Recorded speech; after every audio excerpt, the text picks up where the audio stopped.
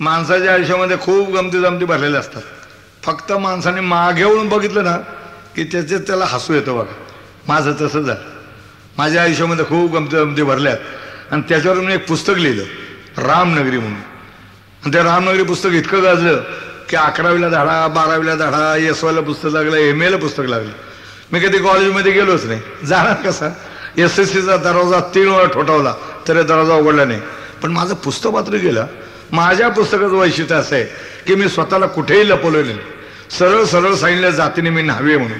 आता मंडळी, न्हावी हा 12 बलुतीपैकी एक. पण या 12 बलुतीमध्ये 11चा कुठेही उद्धार होत नाही. इतका आमचा ठाई ठाई उद्धार होतो. कुणी उठावं आम्हाला हजा म्हणावं. काय कारण? साळी, माळी, कुणबी, कोळी, शिंपी, सुतार, कुंभार हे सगळे 12 बलुतेच येते ना. त्यांचा कधीच उद्धार होत नाही. आणि आमचाच आता शिंपी हा 12 बलुतीपैकी एक. समजा त्यांनी कोणाची पॅन्ट बिघडवली, ढिल्ली केली म्हणा, टाईट केली म्हणा, का वाईट शिवली म्हणा, तर ज्याची पॅन्ट टाईट केली किंवा ढिल्ली बिघडवली ते गिऱ्हाईक त्या शिंप्याला वाटतं तसं बोलतं ना, आम्हाला मध्ये घेणार. काय रे कपडे शिवले का मस्करी केली, चला शिवताय तसं हजांती कर असं बोलतो. मला सांगा की काय आमचं काय कारण? आमचं नाव घेण्याचं काय कारण आहे? उलट असं माझं ठाईट आहे आमचं नाव घेतात. उलट माझं प्रामाणिक मत, सगळ्या धंद्यामध्ये भ्रष्टाचार आहे पण आमच्या धंद्यामध्ये भ्रष्टाचार नाही. कसा असणार? मागं पुढं आरसा असतो. असं असलं तरी ठाईट आहे उद्धार. हो माझं पुण्याला दुकान आहे आणि दुकानापुढे उभा होतो आणि एकदम हाक ऐकवले हजाम. तर आमच्या मला वाटलं का आमच्या मित्रमंडळाने हाक मारले असेल. मग मी मागे वळून बघितलं तर सायकलवाल्याने पादचारी यांच्या आपसामध्ये भांडणं. सायकलवाल्याने पादचाऱ्याला जोराचा धक्का मारला. पादचारी बिघडला. हे सायकलवाल्या काय सायकल चालवतो का मस्करी करतो? तुला सायकल चालवता हजाम दे कर. सायकलवाला खाली उतरला. म्हणला बाबा एवढी मोठी फुटपाथ सोडून तू रस्त्यावर चाललायस, तुला जर चालताय जसं तू हजाम दे कर. आणि मी जवळ उभा आहे हो. एकदा दारामध्ये भाजीवाला आला. बायको उंबरीवर बसून भाजीपाला घेते. मी आतमध्ये पेपर वाचतोय आणि काय दोघांचा बिनसला कोणास ठाऊक. तो भाजीवाला माझ्या बायकोला बोलतो कसा, हो बाई राहू द्या, भाजीला हात लावू नका, आज 10 वर्ष झालं धंदा करतोय, हा जामते करीत नाही. नाटकामध्ये पुढे गेली. मी मागे राहिलो. काय म्हणलं चला एसटीने जाऊ. मग सुपर एक्सप्रेस गाडी धरली. ही गाडी का धरतो तर लवकर जावं म्हणून. काय झालं कोणास ठाऊक त्या दिवशी गाडी पळेनाच. म्हणजे गाडीमध्ये बिघाड झालेला होता का ड्रायव्हर वेळ पास टाइमपास करीत होता. म्हणलं बरं द्या जाऊ द्या, रात्री 8 वाजेपर्यंत गाडी गेली तरी चालेल. 10ला नाटक सुरू होतं. समोर एक मुलगी होती. अरे काय देखील होती, जशी काय श्रीदेवीच. काय तिचे डोळे, ते गुलाबी गाल, भरपूर उडणारे केस, सगळ्यात गंमत. ती माझ्याकडे बघायला लागली, मी तिच्याकडे बघायला लागलो. ती हसायला लागली, मी हसायला लागलो. तिने डोळे मिचकवले, मी डोळे मिचकवले. मुलगी 8 वर्षाची होती. माझ्या शेजारचा एक पॅसेंजर, त्याच्या मात्र तगमग. का तर त्याला सातारा जाऊन दुसरी गाडी धरायची होती. ही जर गाडी वेळेवर गेली नाही तर ती गाडी सुटणार. आणि माणसाचं मन मोठं गमतीचं असतं. सुख असो दुःख असो, कोणातरी सांगितल्याशिवाय बरं वाटतच नाही. तसंच झालं. त्याला लवकर जायचंय, गाडी पळेना. शेवटी मनातलं दुःख कोणातरी सांगितलं पाहिजे ना. सांगणार कोणाला? मी त्याच्या शेजारी बसलेलो चिकटून. तो मलाच बोलतो कसा, काय हो कसली गाडी चालली की? चला ड्रायव्हर आहे की हजाम आहे? मलाच खरं तर माझ्या मनात आलं होतं त्याला सांगावं, बाबा तो खरा ड्रायव्हर आहे आणि मी खरा हजाम. असं मी बोललो. असं बोललो असतो तर त्याने मला जोड्याने आणलं असतं. असा ठाई आमचा उद्धार होत असला तरी माझ्या आज्याला, म्हणजे माझ्या बापाचं चुलता बरं का, त्याला जातीचा भलता अभिमान. माझा आजा स्वतःला उजवं नावे समजायचं. आपण म्हणतो या देशातील जातीयता दूर करायची. कशी दूर करायची हो? अहो जात्याता जाता अजून 50-100 वर्ष जातील. पण प्रत्येक जातीमध्ये ज्या पोट जाती आहेत त्या पहिले नष्ट झाल्या पाहिजे. आता आमच्या जातीमध्ये किती पोट जाती आहेत? उजवे नावी, डावी नावी, मशाले नावी, मेहतर नावी, कोकणी नावी, घाटी नावी, हे नावी ते नावी. त्याच्या आईची नावी त्याच्या जगात. माझ्या आजीची गोष्ट सांगतो. माझा आजा मोठा गमतीचा होता. प्रत्येक वाक्याकडे शिवी द्यायचं. समजा समोर ओळखीचा दिसलाय, चाललेला आहे, हाक मारले तरी येईल का नाही? पण नाही, सवय. माझा हे वाढव्या हे तुझ्या आईला इकडे ये, काय गरज आहे? पण सवय. एवढं कशाला? आजीला हाक मारताना सुद्धा ए टवळे चहा घेऊन ये, टवळे धोतारा, ए टवळे जेवण वा. आणि आजीला एवढी सवय झाली की टवळे बोलल्याशिवाय कामच करीत नव्हती. नात्याकडे 2-3 माणसं आले. ते काय राम राम या बसा. बसले गप्पा मारीत. आता गप्पा मारता पूर्वी आजीने विचार केला आता पाहुण्याला चहा पाळला पाहिजे. बरं पाहुण्याच्या समोर आजीला बायकोला टवळी कसं म्हणायचं म्हणून आजी आजी आजा जरा सभ्य झालं. मी काय म्हणतोय, पाहुणे आले, 2-3 कप चहा करा आणि बोलत बसले. इकडे झालं तिकडे झालं तिकडे झालं इकडे झालं, चहा आलाच नाही. आजाच्या ध्यानात आलं. आजा जरा रागावला, वरचा सूर काढला. मी काय म्हणतोय, पाहुण्यांना उशीर होतोय, लवकर चहा आणा, आणि पुन्हा बोलत बसले. इकडे झालं तिकडे झालं तिकडे झालं इकडे झालं. शेवटी पाहुण्याने आठवण केली, चहाचं काय झालं. खलास आजाचा पारा गेला, उठला, ताड आतमध्ये गेला आणि बायकोला बोलू, इकडे तुझ्या आयचं अडताना तुझ्या सगळं कुठून भरती झाली माझ्या घरात, कोणाच ठाऊक का माझ्या बापाला धंदा होता तुझ्या बापाचं घर गाठायला, माझ्या पोरला पोरगी द्या बोलून कवाची धरू सांगतो चहा चहा आणायला काय झालं. आजी अगदी शांत चित्ताने म्हणाली, हो असं रागावतं काय, चहा खावाचा तयार आहे. मानाला काय झालं, हो कसा आणायचा, तुम्ही टवळी कुठं बोलला असा आजा. त्या जातीचा भलता अभिमान, असा अभिमान बघायला न्हाव्याच्या घरात माझा जन्म झाला. खरं म्हणजे माझ्या आजा काय आपल्याला स्वतःला बामणाच्या तोडीचं समजायचं. म्हणजे सांगताना असं सांगायचं, बामणाच्या मांडीला मांडी लावून बसणारे माणसं आम्ही, हा मला तुम्ही कमी समजू नका, नावडं एवढं बोलू नका. लोक विचारायचं, मारते शाळेला बामणाच्या मांडीला मांडी लावून बसायला लागलास, त्या तोडीचं कशाच्या जोरावर बोलतो रे. आजा म्हणला, बघायचं ऐकायचं का तुला, मग आजीने सांगितलेली गोष्ट तुम्हाला सांगतो. खरं म्हणजे आजा म्हणाला की ज्यावेळी भूतलावर मानवजात निर्माण होती तेव्हा देवाने पहिली 2 माणसं तयार केली, पहिली 2, आणि दोघांच्या त्या 2 वाटे दिल्या, तुला एक वाटी तुला एक वाटी, आणि सांगितलं जा आता भूतलावर मानवजात निर्माण होणार आहे, त्यांची जाऊन सेवा करा. निघाले देवाला नमस्कार निघाले. काय देवाच्या मनात आलं कोणाच ठाऊक, दोघांना हाक मारले, अरे इकडे या, अरे तुम्ही आता मानव जातीची सेवा करणार आहात, पण कशा पद्धतीने सेवा करणार याचा दाखला द्या, याचा जरा पुरावा द्या, याची जरा माहिती द्या. एकानं सांगितलं, देवा तुझ्या नावाचा महिमा गाईल, तुझ्या नावाची पूजा सांगेल, तुझ्या नावाची कथा सांगेल, आणि जेणेकरून जे काय मिळेल ते ह्या वाटेत घेईल.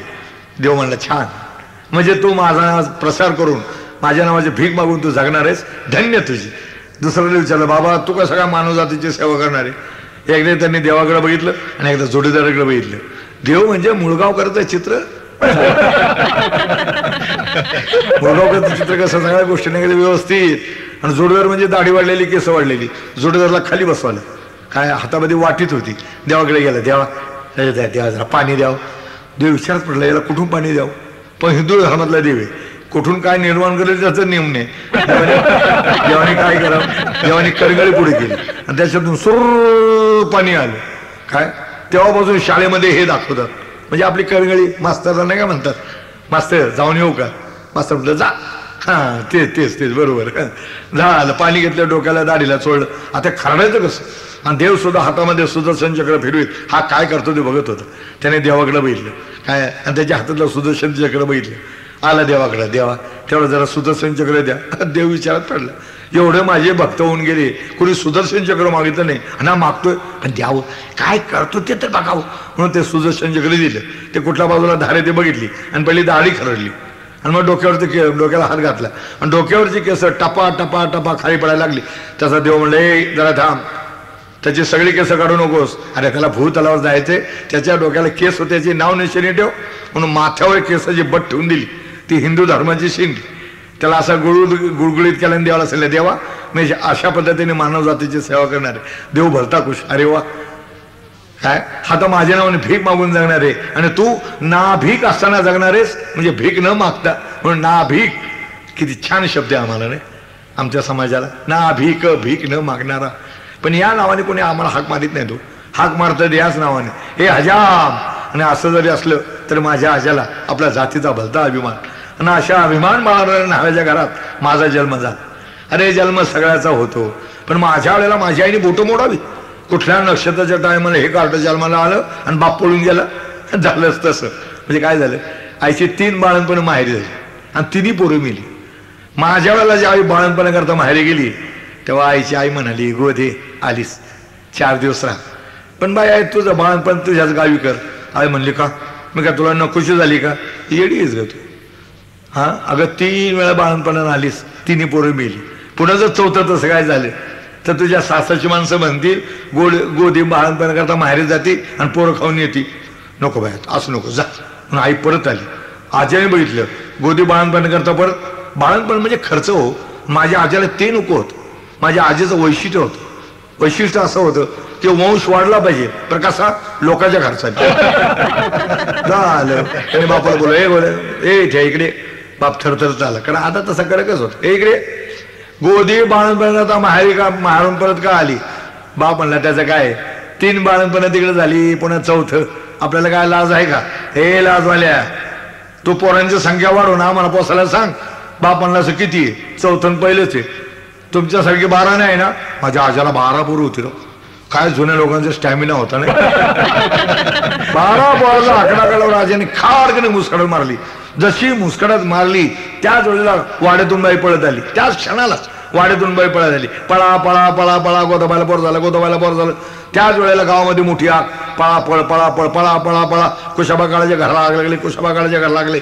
या सगळ्या पळापळीमध्ये माझा बाप गेला ना पळून. 6 वर्षाने आम्हाला मुंबईला नेलं. म्युन्सिपालिटी शाळेत जावं लागलो. माझ्या कलागुणाला सुरुवात झाली ती मुंबईतच. ज्या चाळीमध्ये मंडळी मी राहत होतो त्या चाळीमध्ये गणपत काळे माझ्याच गावचा मिलमध्ये जॉब त्याचं भजन मंडळ होतं. त्या भजन मंडळी मी जाऊन बसत असे आणि चांगलं काय शिकवलं की तो. आणि एका दिवशी बैठलं भजन मंडळ बंद. मी म्हणलं गणपतराव भजन मंडळ बंद काय केलं. येडायस नाटकाचा काळ आला जसा काळ येईल तसं माणसाने उभं राहावं म्हणजे लोकांच्या समोर बघितला जातो दिसला जातो. आणि खरंच या दिवशी नाटक घेऊन आला. तर नाटक होतं गड आला पण सेळ गेलं. नाटकाचं नाव आपलं झालं. त्या नाटकाचा डायरेक्टर चांगला मोठा डायरेक्टर आणला. नाटकामध्ये काम करणाऱ्या 2 बाया नाटकातल्याच. बाकीचे मिलमधली माणसं हौस होती त्यांना नाटक करायचं. झालं. नारळ फुटला पात्रांची वाटप झाली.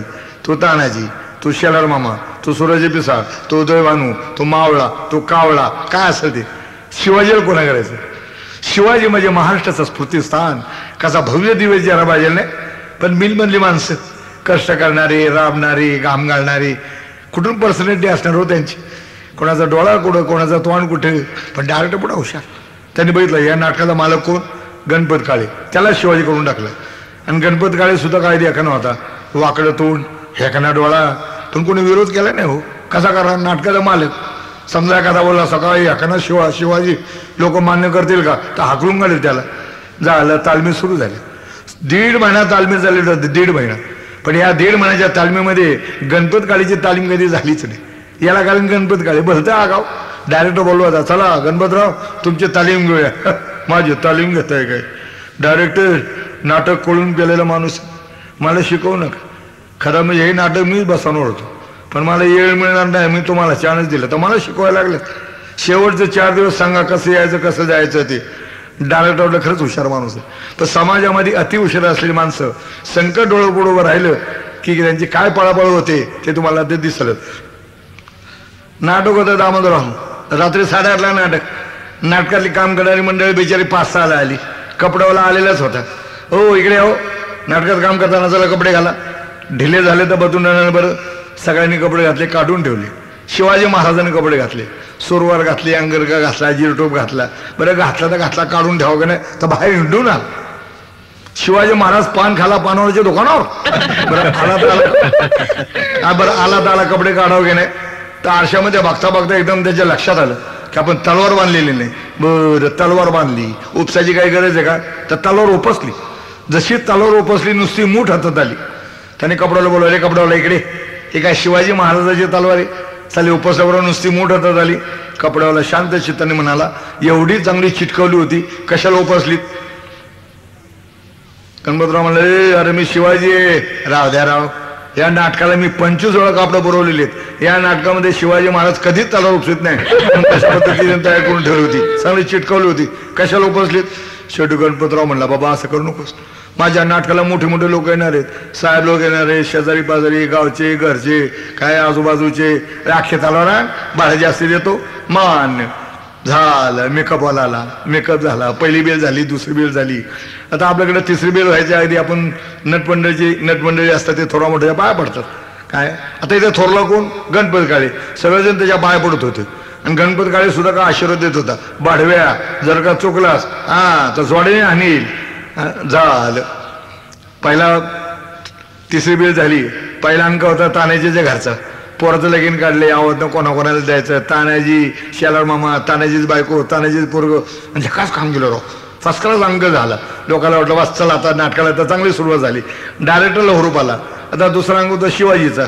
डायरेक्टर आपला तयारी करत होता. हे पडदा टाकरे, हां बरोबर, हां राणे फर्स्ट क्लास प्रॉम्प्ट चालले, परत फर्स्ट क्लास प्रॉम्प्ट चालले. शिवासनानं, आता शिवासन म्हणजे उंच असतं, झाली सगळी तयार झाली. एकदम टारडीच्या डोक्यात आलं की गणपत काळीची तालीम म्हणावी तशी झालेली नाही, याला तर सांभाळला पाहिजे. हा जर गचाकला तर अख्ख्या नाटकाचं वाटुळं.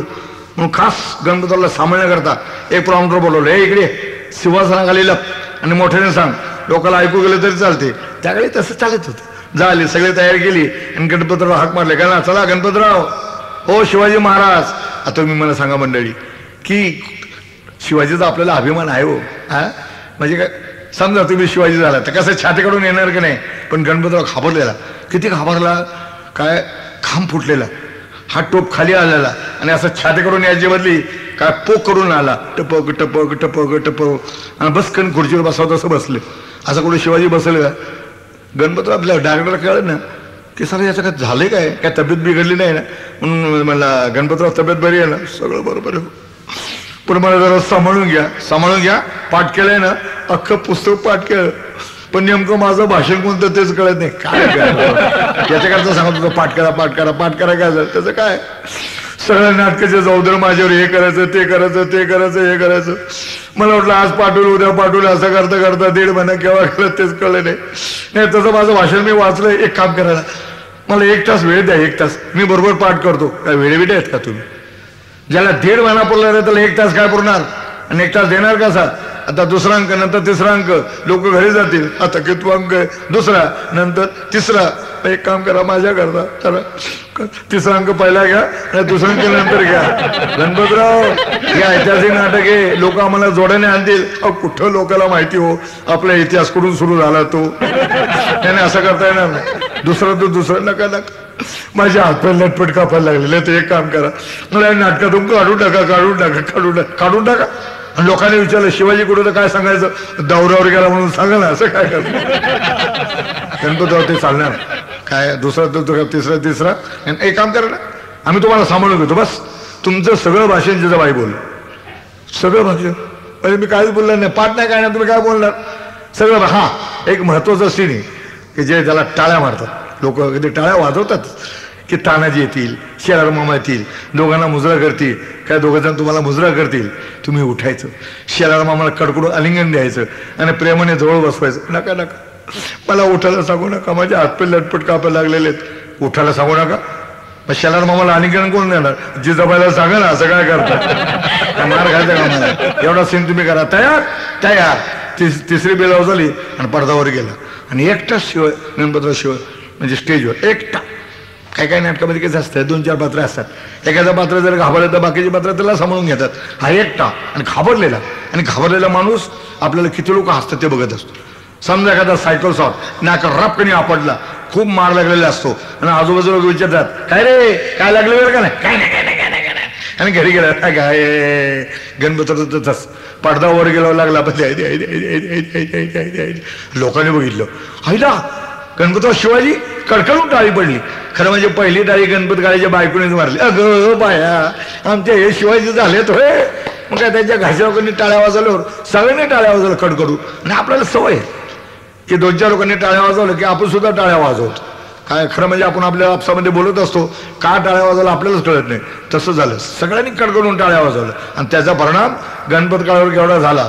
असं जे ढिल्लं बसलं होतं गणपतराव, एकदम ताट बसला आणि मान वाकडे, बस एकदम ताट. काय तानाजी आले, शर्मामा आले, दोघांनी मुजरा केला. बरं त्यांच्याकडे बघावं का नाही, एकदम ताट. पहिलं वाक्य तानाजीचं, शिवाजी महाराजांचा विजय असो. महाराज पोराचं लगीन काढले, अवध घेऊन आलो, लग्नाने यायचं, शिवाजी ताटच. शेलार मामा मानार आहेत म्हणला, शिवबा तानाजीच्या पोराचं लगीन काढले, तू जिजा लग्नाची ये रे बाबा. म्हणून मी म्हातारा सांगायला आलो, शिवाजी ताटच. एकाचा प्रॉम्प्ट तानाजी शिवाजीला परत बोला, तानाजी शिवाजीला परत बोला. एकाचा प्रॉम्प्ट तानाजी शिवाजीला परत बोला. म्हणजे पहिलं वाक्य परत बोला आणि पहिल्यापासून सुरू करा. हो सगळंच घाबरलेलो. तानाजी शेलार मामा त्यांचं वाक्य बोलून झाल्यानंतर शिवाजी बोलल्यानंतर ते बोलायचं. नवे नट बिचारी नाटकच ठप्प झालं. डॉक्टर आतमध्ये पळाला, जिजाबाई चला, जिजाबाई लवकर लवकर चाला, जिजाबाई लवकर चाला. काय सगळे घाबरलेले आहेत, सगळ्यांना सांभाळून घ्या. शिवाजीचं वाक्य तुम्ही बोलायचं, हां लक्षात ठेवा.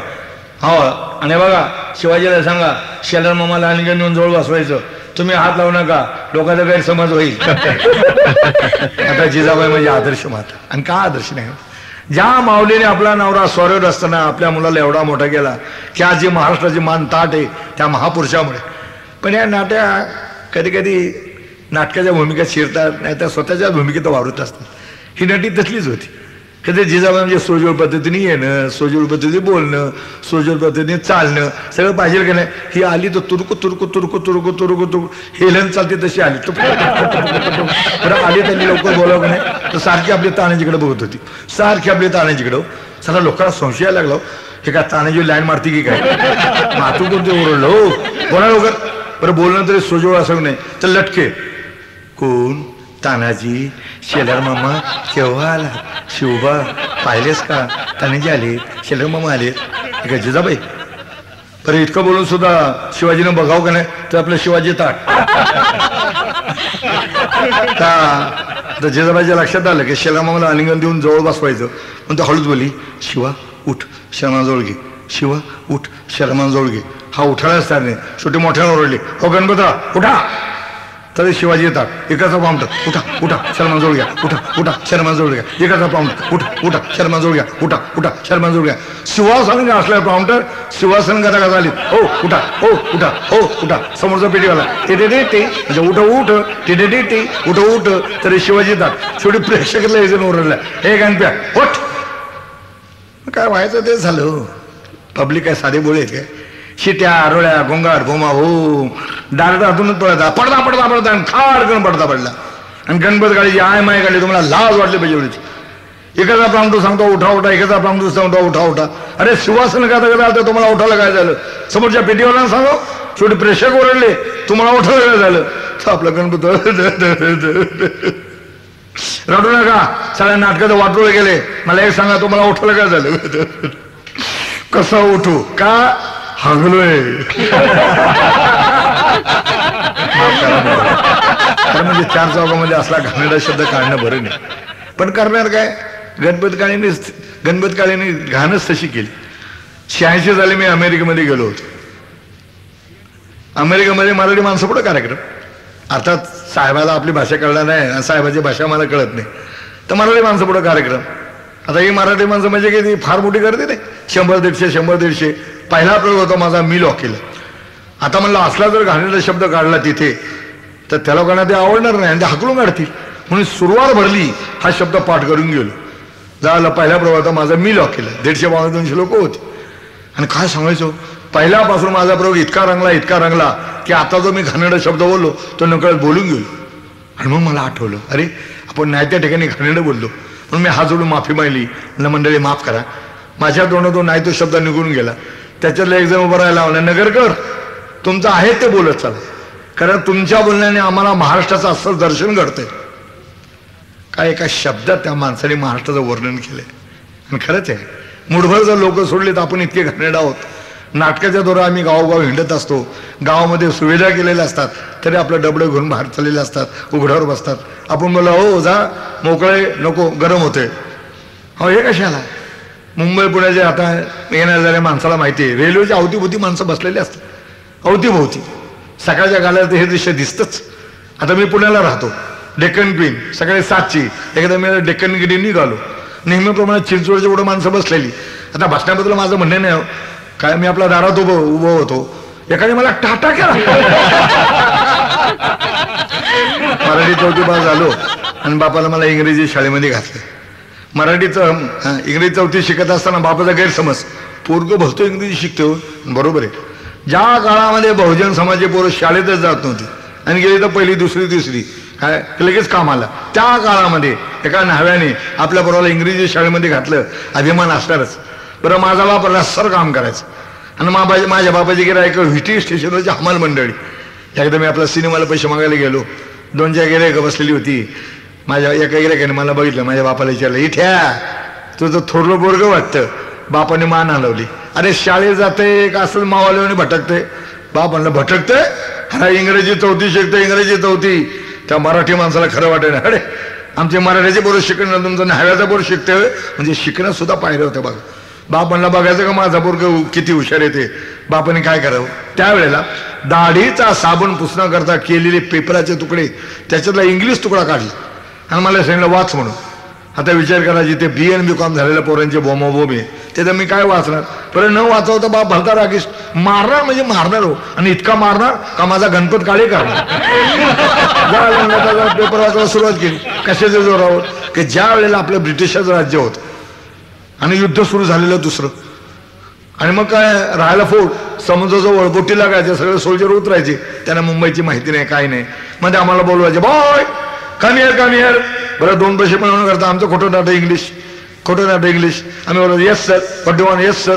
बरं साहेबाचं तिकडचे काही कळत नाही आपल्याला पण ते तोंडात बोलतात. आता मी 3-3.5 महिने अमेरिकेत होतो ना तर बोलतात डबला फॉ गेला सईद गेले बा फूड बापा सईद गेला फा बला बापा सुईद बेटे बापा काही कळलं आपल्याला नाही. पण आपण बोललो पाहिजे मग आम्ही बोलतो yes yes yes no no no no तुझ्या आईचा घो घो म्हणजे ते साहेब मोठे गमतीचे हो त्यांना घो काय कळतो त्यांना वाटलं काहीतरी हा याला इंग्रजी येत नाही म्हणून गो गो गो गो घो घो बोलत असतो तो म्हणतो येस येस येस येस घो घो घो घो घो मध्ये बोलायचे I want a very big hotel nice hotel आम्ही सांगतो do want Taj Mahal is good hotel Taj Mahal नेऊन दाखवायचं. कोणाला राजाबाई टावर कोणाला आर्मी स्टोर कोणाला गेट ऑफ इंडिया कोणाला मेट्रो सिनेमा कोणाला हिरो सिनेमा 2 पैसे मिळायचे. तो सूर तो लहिजा ती बोलायची पद्धत मला बरोबर माहिती होती. पेपर घेतल्यानं वाचायला सुरुवात केली तर वन्स अपॉन ए टाइम खरं म्हणजे ह्या वाक्याचा पेपराचा काय संबंध नव्हता हे पुस्तकातलं वाक्य हो पण ते घुसळलं बरोबर. तर once upon a time flower bottle फाईग गेला साईड गेला बाबा फुल बेला तर हे बिसिडी आमची धडा पेपर वाचला का तर मला माहिती होतं माझ्या बापापासून बसलेल्या गिरायकापर्यंत कुणाला इंग्लिश येत नव्हतं. मोठी गंमत झाली. मी माझा बाप नात्यातली 2-3 माणसं नगरून मुंबईला निघालो डायरेक्ट गाडी चुकली मग दुसऱ्या गाडीने जाऊन स्टेशनवर आलो म्हणजे आता सोलापूरची गाडी आली की पकडायची मुंबईला जायचं बसतो फलाटावर बराच वेळ झाला गाडी नाहीच बरेच तास झाले मग माणसाला चाळा किती वाजले बरं आम्ही दर बदरी आमच्याकडे कुठं घडलेलं आहे इतक्यात माझ्या बापाने बघितलं लांब एक मड्ड मुंबई होती तिच्या हातामध्ये घडलं होतं सूर्याच्या किरणाने त्या सल्लाकलय करत होतं बस आपल्या पोराला किती इंग्रजी येते हे पाहुण्यांना दाखवण्याकरता माझा बाप हा चान्स सोडतोय काय. बाप पाहुण्याने म्हणलं जरा थांबा ते मड्डम उभी आहे तिच्या हातात घड्याळे आता आपल्याला किती वाजले ते पाहुणे घाबरले हो. हा खरं साहेब बरोबर आहे साहेबाचा दरारच असा होता की लहान मुलं जर रडायला लागलं तर आई म्हणायची पोलिसाला बोलू का पण आताची पोरं हुशार समजा एखादी आई म्हणली काय पोलिसाला बोलू का तर पोरग म्हणून हो बोलो 1-2 रुपये दिले की गप्प बसल. म्हणला बघा माझं पोरग किती हुशार येते मला हाक मला हे रामच्या दरीकडे आहे मला वाटलं काहीतरी काम असेल म्हणलं काय दादा समोर मड्डम उभी आहे तिच्या घड्याळ आहे तुला इंग्लिश शिकवलेला त्याला जाऊन विचार किती वाढले ते आणि ते काय सांगाल ते आम्हाला सांगाले. माझी तर आवाज गेली का रडायला काय झालं का तुझी आई मिले भाडू आपण झगमारला इंग्रजीचं चौथी शिकला काय गेलो मड्डम जिथं उभी तिथे गेलो त्या हातामध्ये पर्सने पुस्तक घेऊन इकडे तिकडे बघत होती.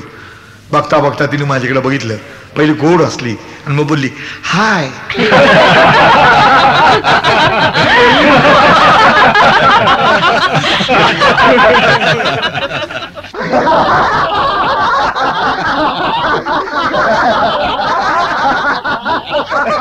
हाय बोलली तिच्या हाय म्हणजे सुद्धा मोराचं पीस अंगावरून फिरवण्यासारखं वाटलं होतं. आणि मी पाहिलं अमेरिकेमध्ये राहून सगळ्या गोष्टी शिस्त चालण्यात शिस्त बोलण्यात शिस्त वागण्यात शिस्त बसण्यामध्ये शिस्त. अरे साहेब कोचवर बसताना सुद्धा इतके हळूवारपणाने बसेल की कोची स्त्री सुद्धा म्हणेल किती छान बसलास नाही तर आपल्याकडचा साहेब इतक्या जोराने बसेल की खाची स्त्री सुद्धा वर येईल. साहेब आहे ते मी बघितलं जाता येता नजर होत आपले सगळीकडे होते हसून स्वागत करणार हाय हाय हाय डोळ्याने तोंडाने शब्दाने सगळं असे स्वागत करणार. हा मला खूप बरं वाटलं या लोक गोष्टीच. अरे साहेब नाही म्हणताना सुद्धा किती गोड बोलतो no no please no no no no नाही तर आपल्याकडचा साहेब नाही म्हणून साहेब ती बाई बघा हाय ओळख ना पाळत तरी हाय बोलली. आज मला असं वाटायला लागलं की समजा ती गोरीबा आहे म्हणून ती हाय म्हणाली समजा तिथे इंडियन बाई असती किंवा एखादी महाराष्ट्रीयन बाई असती तर हाय बोलली असती का? नाही. तिने हाय खाल्ली असती आणि मोठ्याने ओरडली असते, वाचवा. माझ्याकडे बघितलं गुड असली आणि हसल्या सुद्धा किती लागू आणि मग बोलली व्हॉट यू वॉन्ट. तेवढं मात्र कळलं आणि मी सांगितलं व्हॉट. आणि बापाकडे दिलं. बाप म्हणला वा बोलला त्याच्या आईला त्याच्या सगळं पोरक वाटतं म्हणल्यानंतर त्याने आपल्या घरात बघितलं आणि सांगितलं जस्ट नाव हाफ हाफ आणि क्लॉक. मला काहीच कळलं नाही. मला असं वाटलं होतं काहीतरी ठोकळाकडे सांगेल 10 वाजले 11 वाजले 12 वाजले 1 वाजला हाफ फास येईल म्हणून क्लॉक करायचे बापाला माहिती आहे. आणि इकडे माझा बाप पाहुण्याने सांगत होता पाहिले पोरगे दाना दाना बोलते की नाही. मी जवळ आलो. बापाची छाती अभिमानाने फुगलेली. ये ये ये ये काय तो बोलला का? म्हणलं बोललो. तू काय बोललास? मी म्हणलं वाटतं आहे. याचा अर्थ काय रे? याचा अर्थ किती वाजले. बाप पाहुण्याने बघा वाटतं म्हणजे किती वाजले आपल्याला माहिती होतं का? English English. मग ते काय म्हणाले रे? ते म्हणाले हाफ हास आणि नकला. पोराला किती इंग्रजी येते दाखवण्याकरता बापाने मला पुन्हा विचारलं काय बोलले ते? हाफ हास आणि नकला. याचा अर्थ काय रे? याचा अर्थ माझं घड्याळ बंद आहे.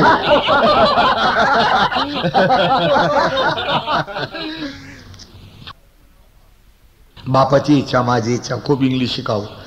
पण 42 साली महात्मा गांधीने चली जाऊची चळवळ सुरू केली. शाळा कॉलेज बघ. बाप म्हणला बा झालं शिक्षण लागा कामाला. आता नाही हव्याचं दुकान. टाइम टेबल आता नाही तर त्यावेळेला कुठून होता. सकाळी 6ला जायचं रात्री 10ला यायचं. माझ्या वयाची पुढे त्या चळवळीमध्ये कुठं ना कुठं तरी भाग घ्यायची. मला खूप रुखरुख वाटलेली होती पण करणार काय? येळच नाही. मला कळलं पोस्टामध्ये भरती चालू आहे. पोस्टामध्ये अर्ज केला काय आणि पोस्टमॅनची नोकरी मिळाली.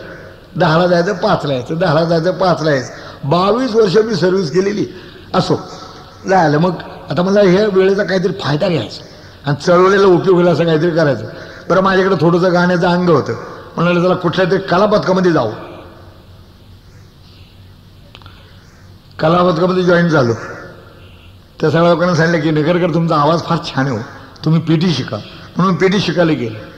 पेटी शिकायला गेलो. रियाज करता प्रॅक्टिस करता पेटी घरी घेऊन आलो. या नव्या शिकणाऱ्या माणसाची गमत अशी असती की आपण शिकतो याचं कौतुक शेजाऱ्या बाजून करावं याच्याकरता धडपड चाललेली होती. चालतेच माझं होतं तसंच. शेजारी पाहुणे आले तर पेटीकडं वाजव. इकडे जर पाहुणे आला पेटीकडून वाजव. तेव्हा माझी पुण्याची बहीण आली. 2 दिवस झाले भेट झालेली नाही. आता बसलेली बघा. मला काय मी म्हणलं काय काय शकून झाले मध्ये 2 दिवस कुठे दिसले नाहीस. अरे बाबा डॉक्टरकडे जात होते. असं होय. मी मनात म्हणलं चला बहिणीला पेटी वाजवून दाखव. म्हणून माळ्यावरची पेटी होती ती खाली काढली. तर माझी बहीण म्हणते कशी कसलं खोकं आहे रे? खोकं? अगं वाजवायची पेटी वाजवायची. माझी बहीण म्हणते अगो बाया तू पेटी वाजवतोस. मग आता या नवीन शिकणाऱ्या माणसाची गमत असती की सुराकडं नीट लक्ष दिलं तर बोटं सुरावर बरोबर पडतात. जरा लक्ष बाजूला गेलं की नाही तो सूर दाबला जातो मग भलते आवाज निघतात. म्हणून मी आपल्या सुराकडं नीट लक्ष देऊन वाजवला सुरुवात केली. टन टन टन टन टन टन टन टन टन टन टन टन टन टन असं वाजत असताना एकदम आवाज आला हो. बरं पेटीतून असा आवाज येणार नाही हो. चला पण आवाज कुठून आला? बरं माझी गुले 10/12ची. मी आपलं वळून बघितलं काय गमतीचं दृश्य हो. जशी माझी पेटी वाजायला लागली तशी माझी बहीण हातामध्ये हात घेऊन हसाव कराडा तेच कळेना काय. मी आईला हाक मारली. मी घाबरलोच हो. मी आईला हाक मारली आयो या आयो. आई धावत आली मला दम दिला. मेल्या तुझा मुर्दा गेला सगळा. कशाला पेटी वाजवलीस? काय झालं काय झालं काय? तिच्या अंगात काळूबाई आहे. काही वाजले की तिच्या अंगात येतं. ते उतरेपर्यंत वाजवत राहा. असला चान्स कुठल्या पेटीवाल्याला मिळालाय का? काही दम दिला म्हणून नंतर चाळीतल्या लोकांना कळलं दिवी आली दिवी आली दिवी आली. सगळी चाळ जमा झाली. बरं जोपर्यंत कोणी जमलं नव्हतं ना तोपर्यंत माझी बहीण डोळे मिटून माझ्यासमोर जशी चाळ जमा झाली तशी उभी राहिली आणि डोळे मिटून म्हणजे आपल्याला किती मार्केटे बघण्याकरता. आणि काय लाड केले जातात तो. काय नारळ आणा लुगडा आणा चोळ्या आणा हे आणा ते आणा आणि पद्धतशीर विचारत जातो. आणि विचारांची लय सुद्धा काय असते आगळी वेगळी. मग आता माझी पिढी चालू. मायने विचारलं काळूबाई काय याने केलं? काळूबाई आज 2 वर्ष झाली कुणी जत्रेला आलं नाही म्हणून मला यावं लागलं. धप धप धप धप धप धप धप धप. तुझ्या आईचा धपा धपा तुझ्यासाठी. मग त्याची काळूबाई थांबली आणि माझी पिढी थांबली. तशीच पिटी उचलली आणि मला नेऊन ठेवून दिली. ते अजून बरोबर तिथे असं नाही का मोठ्या दुःखाने आणि खेदाने म्हणावं वाटेल की महाराष्ट्र एका चांगल्या पेटी वाद्यकाला मुकला. कलापत्राचे कार्यक्रम रात्री बेरात्री होऊ लागले. त्या कलापत्राच्या कार्यक्रम सरकारच्या विरुद्ध प्रचार. बाप घाबरले.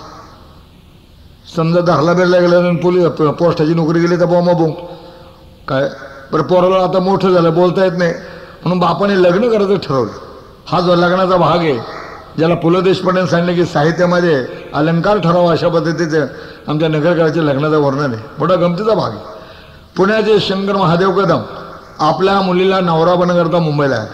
त्यांना कोणी सांगितलं विठोबाचं पोरगे सरकारी नोकरी दे. बघा झालं 4 व्यवहारी माणसं जमली आहे आणि जवळजवळ सोरी ठरली की हो. त्या काळी तसंच होतं. 4 व्यवहार माणसं जमली बोलाचाली झाली कोणी घ्यायचं कोणी द्यायचं काय करायचं वगैरे काय करायचं सोरी ठेवून. आता तसं नाही.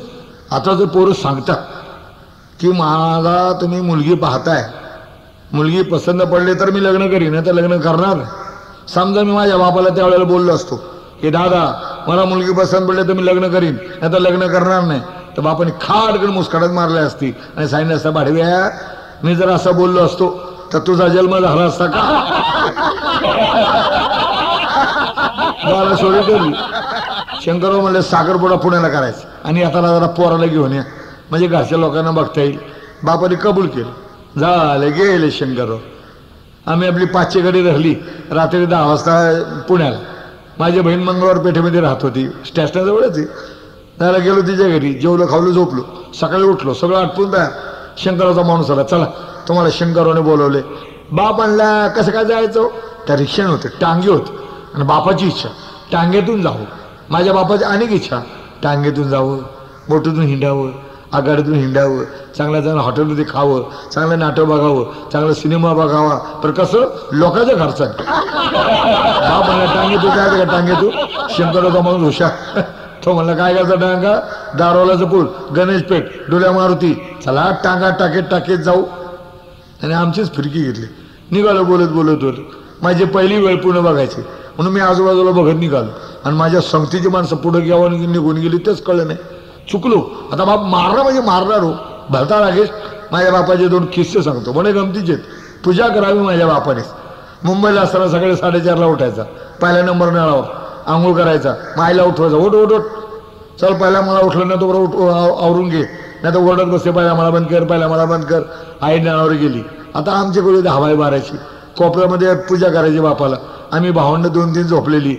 हा कुठलाही बाप पूजेकडे जाताना किंवा देवाकडे जाताना क्या पूजा जाताना आपली पोरं पायाखाली तुडवली जाणार नाही याची काळजी घेणारच नाही. पण आमचा बाप घेतच नव्हतं. कधी हातावर पाय कधी पोटावर पाय कधी डोक्यावर पाय. आम्ही ओरडायचो अगं आहे का अगं आयो सरळ झोपायला काय झालं. आता मंडळी तुम्ही मला सांगा झोपेमध्ये कोणी सरळ झोपलाय का. हा समजा एखादा बोलला की आज मी सरळ झोपतो समजायचं गेलाच वरतो झाला. आता बापाचं पूजा पोथी वाचन. आता मी पायाजवळ झोपलेलो आहे बापाचं बरं बापाचं गंमत होती. काही लोक पोथी वाचताना वातावरण मंगलमय व्हावं म्हणून अगरबत्ती लावतात. माझा बाप बिडी पेटवायचा. बिडीचा झोडका मारला की पोथी वाचन सुरू.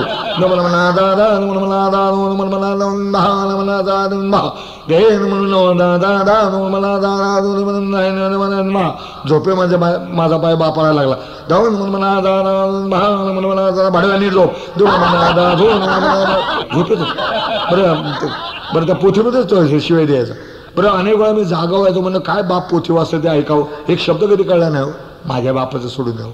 पण पूजे करता मंगलमय कामं करता आपण जी भटजी मंडळी नेमतो खरं सांगा त्यांचा तरी कधी शब्द कळतो का. आणि तो कळावा अशी आपली इच्छा नाही. तू आणि देव बघून घे चल. बरं ती मंडळी मोठी हुशार. देवाला कळलं असं बरोबर बोलतात आणि फायदे जर महत्वाचं असेल तर ओरडून सांगतात. उदाहरणार्थ डबल म्हणा दादा भाऊ इकडे 25 रुपये दक्षिणा आणा हे महत्वाचं सांगितलं. बघा एका लग्नात मोठी गंमत झाली रो. नाही लग्न झालं नवरा नवरी समोर बसवली म्हणजे ब्राह्मणाची होमची पूजा.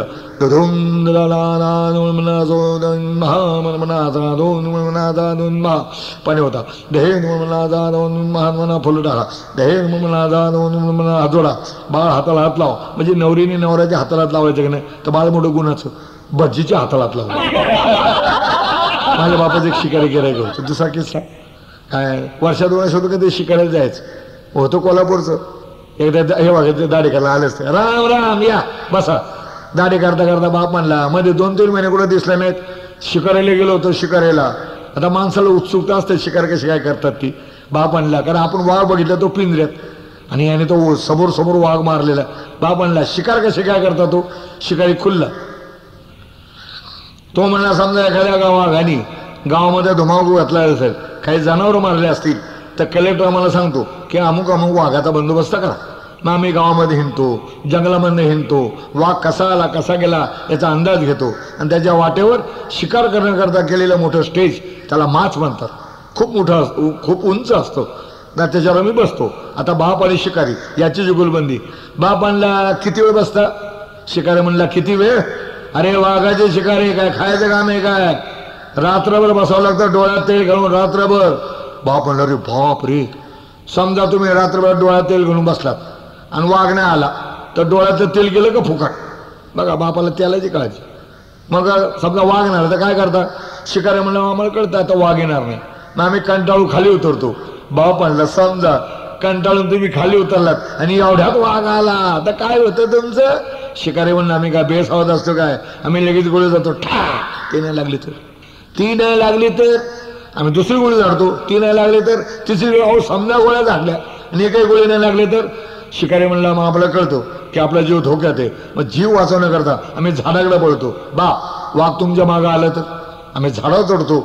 वाघ झाडावर चढला तर आम्ही मध्यभागी जातो. वाघ मध्यभागी आलं तर आम्ही शेंडाला जातो. आणि वाघ जर शेंडा नाही तुझ्या यायचं ना आवडत तुझ्या सगळं शेंडा संपला, चढणार कुठं. आणि काय रे, मी मगापासून बघतो तुझ्या तोंडामध्ये सारखा वाघ वाघ चाललंय. मला एक सांग, तो माझ्या बाजूचा आहे का वाघाच्या बाजूचा. असा माझा बाप आहे. चुकला म्हणून त्याचा उग्र चेहरा डोळ्यापुढे आला. आता काय करावं तेच कळेना. आणि एकदम आठवलं, डोल्या मारुती गणेश पेठ. मग विचारित पुण्याच्या डोल्या मारुती तिथं झालं. आता डोल्या मारुती रस्त्याच्या मध्यभागी अवतीभोवती अनेक गल्ल्या. त्याला म्हटलं कुठल्या गल्लीत घुसावं. या विचारत असताना एक सायकल इतक्या जोराने माझ्या अंगावर आदळली. मी खाली सायकल उरावर आणि त्याच्यावर पोरगी होती. म्हणजे तसा गोड ॲक्सिडेंट झाला होता पण माल खूप लागलेला होता. पुण्यामध्ये सायकलीच्या ॲक्सिडेंट काय महत्व नाही. 2-4 माणसं झाली, आम्हाला उचललं. पोरगी मोठी हुशार, सायकल घेतली, टांग मारली, पळाली. ती गेल्यानंतर मी श्रेय दिला, तुझ्या आईची भावाने तुझ्या सगळा बेशरम आलाय, अंगावर सायकल घालते काय, पळायला म्हणून बरं, आता लाफा मारला असता. नालायक कुठली. हे केव्हा बोललो, ते गेल्यानंतर. कारण मी मराठी माणूस. गेल्यानंतर आरडा ओरडा झालं. मग इतकं शिंगार होता माणूस आला, चला राव तुमचं बापले बिघडलेलं आहे. अगं आयो, एवढा मार लागला होता सायकलीचा पार विसरलो आणि नव्या माराला सज्ज झालो. गेलो शंकरराव ज्या वाड्यात राहत होता त्या वाड्याच्या रस्त्यावर माझा बाप बाजी प्रभूची पोच घेऊन उभा होतो. हे इकडे इकडे, फक्त हातात तलवार नव्हत्या. इकडे इकडे, काय रे गोड्या कुठं तोंड घेऊन चाललं होतंस, चुकलं असताच मग हलूक एक लाफा हाणणार इतक्या शंकररावने हात धरला आणि सांगितलं विठोबासे अशा मंगल प्रसंगी माणसानं रागवायचं नसतं. तवा कुठं माझ्या बापाचा हात खाली आला.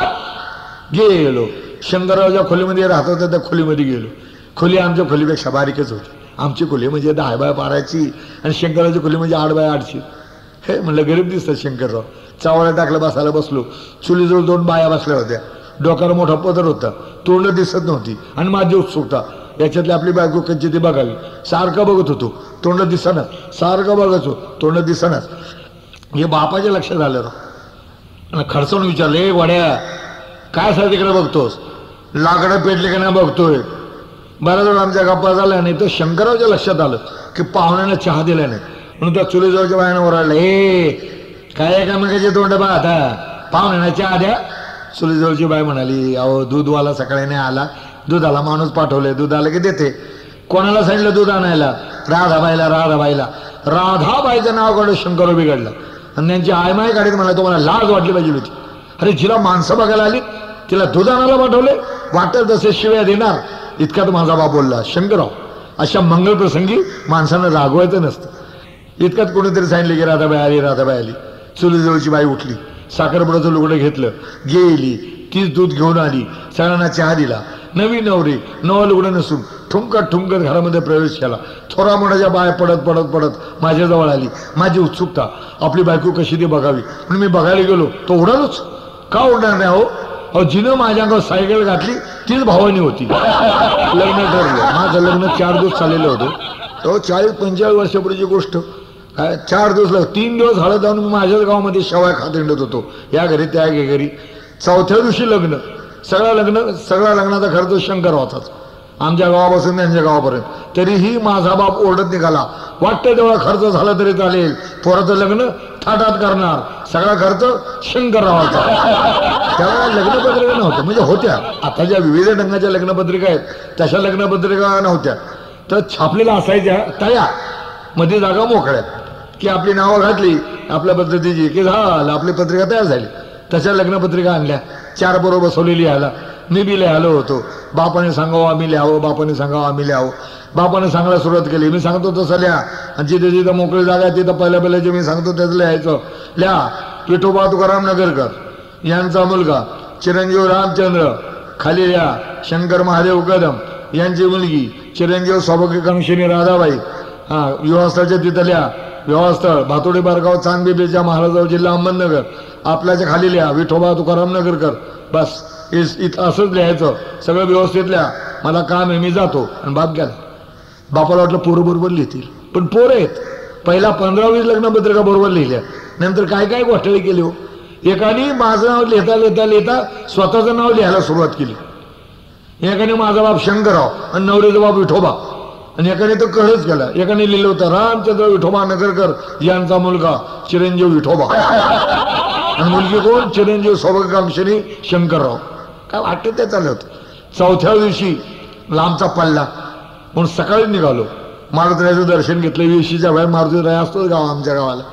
16 बैलगाड्या वाजत गाजत वाजत गाजत वाजत गाजत आम्ही भातोडी बारगावला निघालो. मध्ये वडगाव टाकळी गाव आलं. म्हणजे 12-12:30चा टाइम झालेला होता. आजीने फरमान केला, चला न्यारी करून घ्या, चला चला काय बैलगाड्या सोडा. सुटल्या बैलगाड्या. गाडीत खरं म्हणजे आपण शहरातली माणसं बैलगाडीत बसून बसून मनाला कंटाळा आलेला होता. म्हणून माझ्या बहिणीने म्हटलं, बाबे कुठेतरी लांब हातपाय करायला आणि त्या पाठीमागे टेकायला जागा असले तर बघ. त्याने इकडे तिकडे इकडे बघितलं, नदीमध्ये इकडे तिकडे बघितलं आणि एक टेका असं माती लांबडी अशी टेकाड आलेलं छोटीशी, त्याच्यावर स्वतःची टाकले. मला म्हणले, भाऊ इकडे पण छान जागा आहे टेकायला बघ आणि हातपाय लांब कर. बस बरं वाटलं जरा. गावातलं कोणतरी चाललेलं होतं. त्याने बघितलं वराड कुठलं तरी नदीकाठी उतरले. मोठ्याने वराडला, पाहुणे कुठलं वराड? सारवळ्याचं. कोणाचं आहे? न्हाव्याचं. हे महत्वाचं आहे बघा. परत नवरदेव कुठे दिसत नाही. ते का उजव्या अंगाला बघतो आला माझ्याजवळ. त्या मातीच्या ढिगाला टेकलेला बघून तो खापारला आणि मोठ्याने ओरडला, उठवा नवरदेवाला उठवा नवरदेवाला. सगळेजण धावले. काय झालं काय? कालच मढ पुरले त्याला तो टेकून बसले. मग काय मला उचललं, एका बाजूला नेलं आणि मग प्रेमाचा वर्षाव. कोणी नारळ फोडते, कोणी लिंबू कापून ते वळून टाकून येते, कोणी पैसा वळून टाकते, कोणी हळद कुंकू वळून टाकते, कोणी तांदूळ वळून टाकते. पण हे सरळ करत असताना प्रत्येकजण पहिला मारायचा. नारळ फोड ओवाळ, पहिला मारायचा.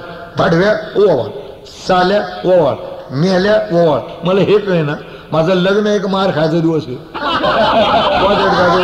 आम्ही भातून बारगावला. आता आमच्याकडे पद्धत आहे लग्नाची. म्हणजे घाटावर आहेच सरासरी की नवरदेवून एकदम मांडवात आणि म्हणजे गावात आणि मांडवात जायचं नाही. मग त्याने मारुतीच्या देवळात उतरतो. वेशीच्या मारुतीच्या देवळ असतंच, त्या मारुतीच्या देवळात उतरायचं. मग वारधावा जातो, नवरदेवचा ड्रेस घेऊन येतो, तो घालायचा, काय घोड्यावर बसायचं आणि वाजत गाजत मांडवात जायचं. त्याप्रमाणे मी मारुतीच्या देवळात उतरलो. तिथं दुसरा एक नवरतो, तो माझ्याच वयाचा, माझ्या जातीचा आणि शंकररावकडे आलेला. मी मनात म्हटलं की आला काय शंकरराव हुशार दिसत आहेत. 2-2 नवरदेव ठरवले. जो लवकर आला त्याला सांगायचं घ्या उरकून, आणि जो उशीर आला त्याला सांगायचं आय एम सॉरी, जागा भरली गेलेली. शंकराचा भाऊ, त्याची मुलगी राधाबाईच्या वयाची. दोघांचे लग्न एका मांडवामध्ये का त्या खर्चाला बसत. तो होता कोळगावचा नवरदेव, मी होतो सारुळ्याचा. वारधावा गेला. दोन्ही नवरदेवचे ड्रेस आले, दोन्ही नवरदेव सजले, दोन्ही नवरदेव घोडे बसले. त्याच्या वाजंत्री, माझ्या वाजंत्री, नवरदेवाची वाजंत्री, वाजत गाजत ही नवरदेवाची मिरवणूक वेशीमधून आतमध्ये गावामध्ये घुसली. त्या गावाची नजर मोठी गमतीची होती. उजव्या बाजूला बारी बोळ, डाव्या बाजूला मोठा बोळ. वाजंत्री उजव्या बाजूला घुसले. नंतर मी तो नवरदेव करवल्या बाया माणसं गाडी माणसं ही गर्दी जाता येईना म्हणून आमच्यातल्या म्हणला कोळगावकर तुमचा नवरदेव वराड डाळ वाजून न्या. हा काय चुकलं याच्यामध्ये? तो कोळगावर चिडला. तर म्हणलं कोणाला सांगता डाव्या बाजून जायला? आम्ही काय ठेवलेल्या बाईचे आहेत काय? बघा ही गंमत. डाव्या बाजूने जाणं म्हणजे ठेवलेलं बाईचं. असं जर नियम केला तर एसटी ड्रायव्हरचे वांदेच होते. झालं मग काय? तो म्हणला स्वाळूकर तुम्ही डाव्या बाजूने जा, तुम्ही त्याला ऐकायचे खलास. दोन्ही वराड एकामेकाला डावे उजवे समजत होते, स्वतःला उजवे समजत होते आणि एकामेकांना डावे समजत होते. बघा एका समाजातली माणसं पण किती थर येते.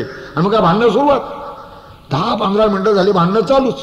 पण एक गोष्ट चांगली की जोपर्यंत पुरुष मंडळमध्ये भांडण होतं तोपर्यंत त्याला शिस्त होती. हे भांडण बायकात घुसलं, कोण कोणाशी भांडतं तेच कळेना. 2 बायका तर आपसामध्ये इतक्या भांडत होत्या. माझी आई मध्ये पडली म्हणून बरं झालं, नाही तर एकामेकाच्या झिंजावर पडल्या असत्या. माझी आई मध्ये पडले हो तिकडे येडी कुठली कोणाशी भांडते ग? ते कशी बोलली बघ. मला नाही ते बोलली मला म्हणते तू मुरळीस मुरळी. तो मावशी तू मला सांग मी मुरळे का? गप गप गप रडू नकोस गप डोळे पुस. हा अगं ती काय बोलले सलमानावर घेऊ नकोस येडे. तिच्याकडे जरा नीट बघ. ते आपल्याच वराडातली दोन्ही बायका एकाच वराडातल्या होत्या. मग ते दोन्ही एकत्र झाल्या, एकामेकाला मिठ्या मारल्या आणि काय करावं त्यांनी त्या वराडातल्या बाईला हाक मारली आणि भांडण्याला सुरुवात केली. गावचा पाटील मध्ये पडला म्हणून बरं झालं, नाहीतर एकामेकाची डोकी फुटली असती. गावच्या पाटलांनी ज्या शिव्या दिल्या दाना दाना दाना शिव्या देत होता. पण एक गोष्ट चांगली होती, प्रत्येक शिवी नवी होती. हो आमच्या गावात येऊन निघाणं करता काय जरा सगळं मांडवामध्ये आणि सगळं वराळ मांडवात आलं. सगळं वराळ मांडवाकडे निघालं. कसं वाजत गाजत दपळांग ततळांग दपळांग ततळांग दपळांग ततळांग दपळांग ततळांग दप. आणि एकदा आम्ही मांडवात आलो. ब्राह्मण अंतरपाडा घेऊन तयारच होता. दोन्ही नवरतो 2 पाटर उभे राहिले. नवरी आणा नवरी कुणी आणायची मामाने. त्याच्या आईला ते रुसलेलं. मग त्याला नवीन करू धोतर एक नारळ दिला तरी रागाने नवऱ्यानं उभी केली. काय मग ब्राह्मणानं सुरुवात केली. शुभमंगल सावधान. आपल्याकडे पद्धत आहे. पहिले मंगळाष्टक ब्राह्मण म्हणतो आणि दुसरी वराडातली मंडळी म्हणतात. किती 4 नाही तर 5. शेवटचे मंगळाष्टक ब्राह्मण म्हणतो आणि एकदाचं लग्न होतं. माझ्या लग्नामध्ये तसं झालं. पहिली मंगळाष्टक ब्राह्मण म्हटली आणि दुसरी सारोकार म्हटली. सारोकार म्हटल्यावर कोळगावकर काय मागे राहतात काय? अगोदर दोघांची भांडणं झाली. कोळगाव झाले की साळूकर, साळू झाले की कोळगावकर, कोळगाव झाले की साळूकर, साळू झाले की कोळगावकर. किती चालावं? 1.5 तास. कुठतरी बोललं कोळगावकर वाजली किती? काय लग्नाची पद्धत आहे का काय? शेवटचे मंगळाष्टक ब्राह्मणाला घेऊ द्या आणि एकदा लग्न आटपा. कोळगावर म्हणलं कोणाला सांगता? हा साळूकाला सांगा ना. साळूकर म्हणलं थांबायचं तुम्ही, नाही तर दिवस उजाडला तरी चालेल. हा काय खरं तर 12 तास बैलगाड्याचा प्रवास करून अंगसळा आंबून गेलेलं. उभा राहिलेलो. इकडं मंगळाष्टक वाढत चाललेले आहेत. म्हणलं मी मनात म्हणलं वाढू देत, इतक्या वाढते तेवढं वाढू देत. तोपर्यंत आपण खाली बसायचं आणि एकदा मंगळाष्टक संपल्या की उठायचं आणि नवऱ्याच्या गळ्यात हार घालायचा. आणि समजा उठाचा कंटाळा आला तर शेजारून उभा असेल त्याला सांगायचं हो एवढा हार घाला. आणि एवढ्यात करवल्यामध्ये खुसबुस. तू बोलणं आणि करवली ओरडली ना थांबा. सगळे शहाणे लगीन लावणं निघालेली आहेत. केवढा घोटाळा झाला इथं. कोणतरी विचारलं काय झालं काय? इकडची नवरी तिकडे गेली आणि तिकडची नवरी इकडे गेली. मी माझ्या बहिणीला विचारलं बाबी काय झालं का? मेल्या आपली नवरी तिकडे गेली आणि तिकडची नवरी इकडे आली. मी मनाचा मोठा माणूस. मी म्हणलं जी आली असेल ती आलीस. बाई असलं म्हणजे बाद झालं. आपलं काय करायचं? बाई बहिणी चिडली का बस आपला माणूस आपल्याला पाहिजे. मग इकडची नवरी तिकडे गेली, तिकडची नवरी इकडे आली आणि ब्राह्मणाने जान घेतला. वाजन रे बहु वाजती करू नका गलबला. ही मंगळाष्टक झाली आणि एकदाचं लग्न झालं. आम्ही सगळे मांडवात आलो. अरे अभिमान वाटतो मला सांगायला. माझ्या नशिबी जो मांडव आला तो कुणाच्याही नशिबी आलं नसेल. काय मांडव होता, काय सजवलं होता, काय फुलवलं होता. माझा मांडव गोराचा गोठा होता. सारवलेला सजवलेला. नारवणवडी बसण्याकरता एक चौथरा. त्यांना टेकण्याकरता छोटीशी ट्रायंगलची भिंत. या ट्रायंगलच्या भिंतीवर इकडे 3 गाडगे, इकडे 3 गाडगे, वर एक गाडगं. याला आमच्याकडे भौलं म्हणतात. होम बिम झाला. माझा बापानं ब्राह्मण. या दोघांची जुगलबंदी. काय माणसं जन्माला आले असते ते भांडायला. माझा बाप त्यातलाच होता. समजा रेल्वेमध्ये प्रवास करताना प्रवासी माणसं एकमेकाशी बोलतात. समजा माझा बाप रेल्वेतून निघालाय आणि कुठेतरी विचारलंय काय भाऊ नाही कुठे निघालात मसनात येता का येतात त्यालाही घेणार. आता ब्राह्मणाने विचारलंय काय पाहुणं तुम्ही कारभारी का मग तुला का हमाल वाटतो का बरं तुम्ही मुलाचे वडील ना का तुला काय संशय येतोय का तसा असं तर त्याच्या आईला विचार बरं मुलीचं नाव बदलायचं ना मग एवढा खर्च कशाला झक म्हणायला गेला का तरी सगळा खर्च शंकररावाचा. शेवटी अवतीभोवतीची माणसं म्हणाले हे इथल्या त्या बाप म्हणा कशाला चिडतो रे हां अरे मुलीचं नाव बदलायचं सांग.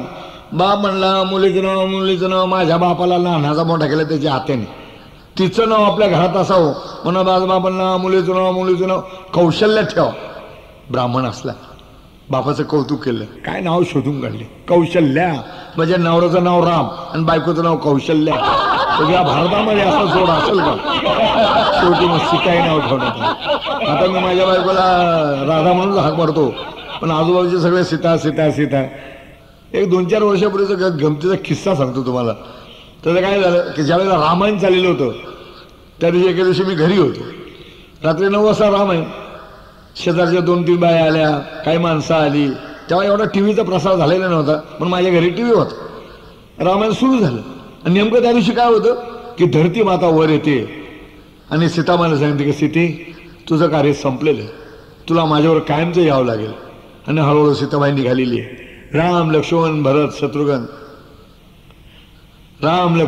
शत्रुघ्न काय लवकुश सगळा दरबार रडतायत. टी व्ही बघणारी माझी बायको शेजारच्या 2 बाया रडतायत. आता एवढं सगळं रडारडी चालल्यावर माझ्यासारख्याला कसं मागं राहुल म्हणून मी बी रडायला लागलो. बायकोच्या ध्यानात आलं की हा माझा हलकटपणा बरोबर तिने ओळखला. टी व्ही संपल्यानंतर मला म्हणते का इकडे आयुष्यात कधी रडल्यात लागल्या रडायला हां का आमच्या टिंगल करत होता म्हणलं का बे काय रडण्याचा हक्का फक्त बायका नाही का मला सांग तू का रडत होतीस. अहो असं काय करता एवढं सगळं वैभव सोडून सीताबाई कायमची जमिनीमध्ये चालली कुठल्या बाईला रडू येणार नाही. सीताबाई जमिनीत गेली म्हणून आम्ही रडत होतो तुम्ही का रडत होता म्हणलं तू विचार कर ती सीता जमिनीत गेली म्हणून तुम्ही रडत होता आणि ही सीता अजून वर आहे म्हणून मी रडतोय. जेवायला नाही मिळालं.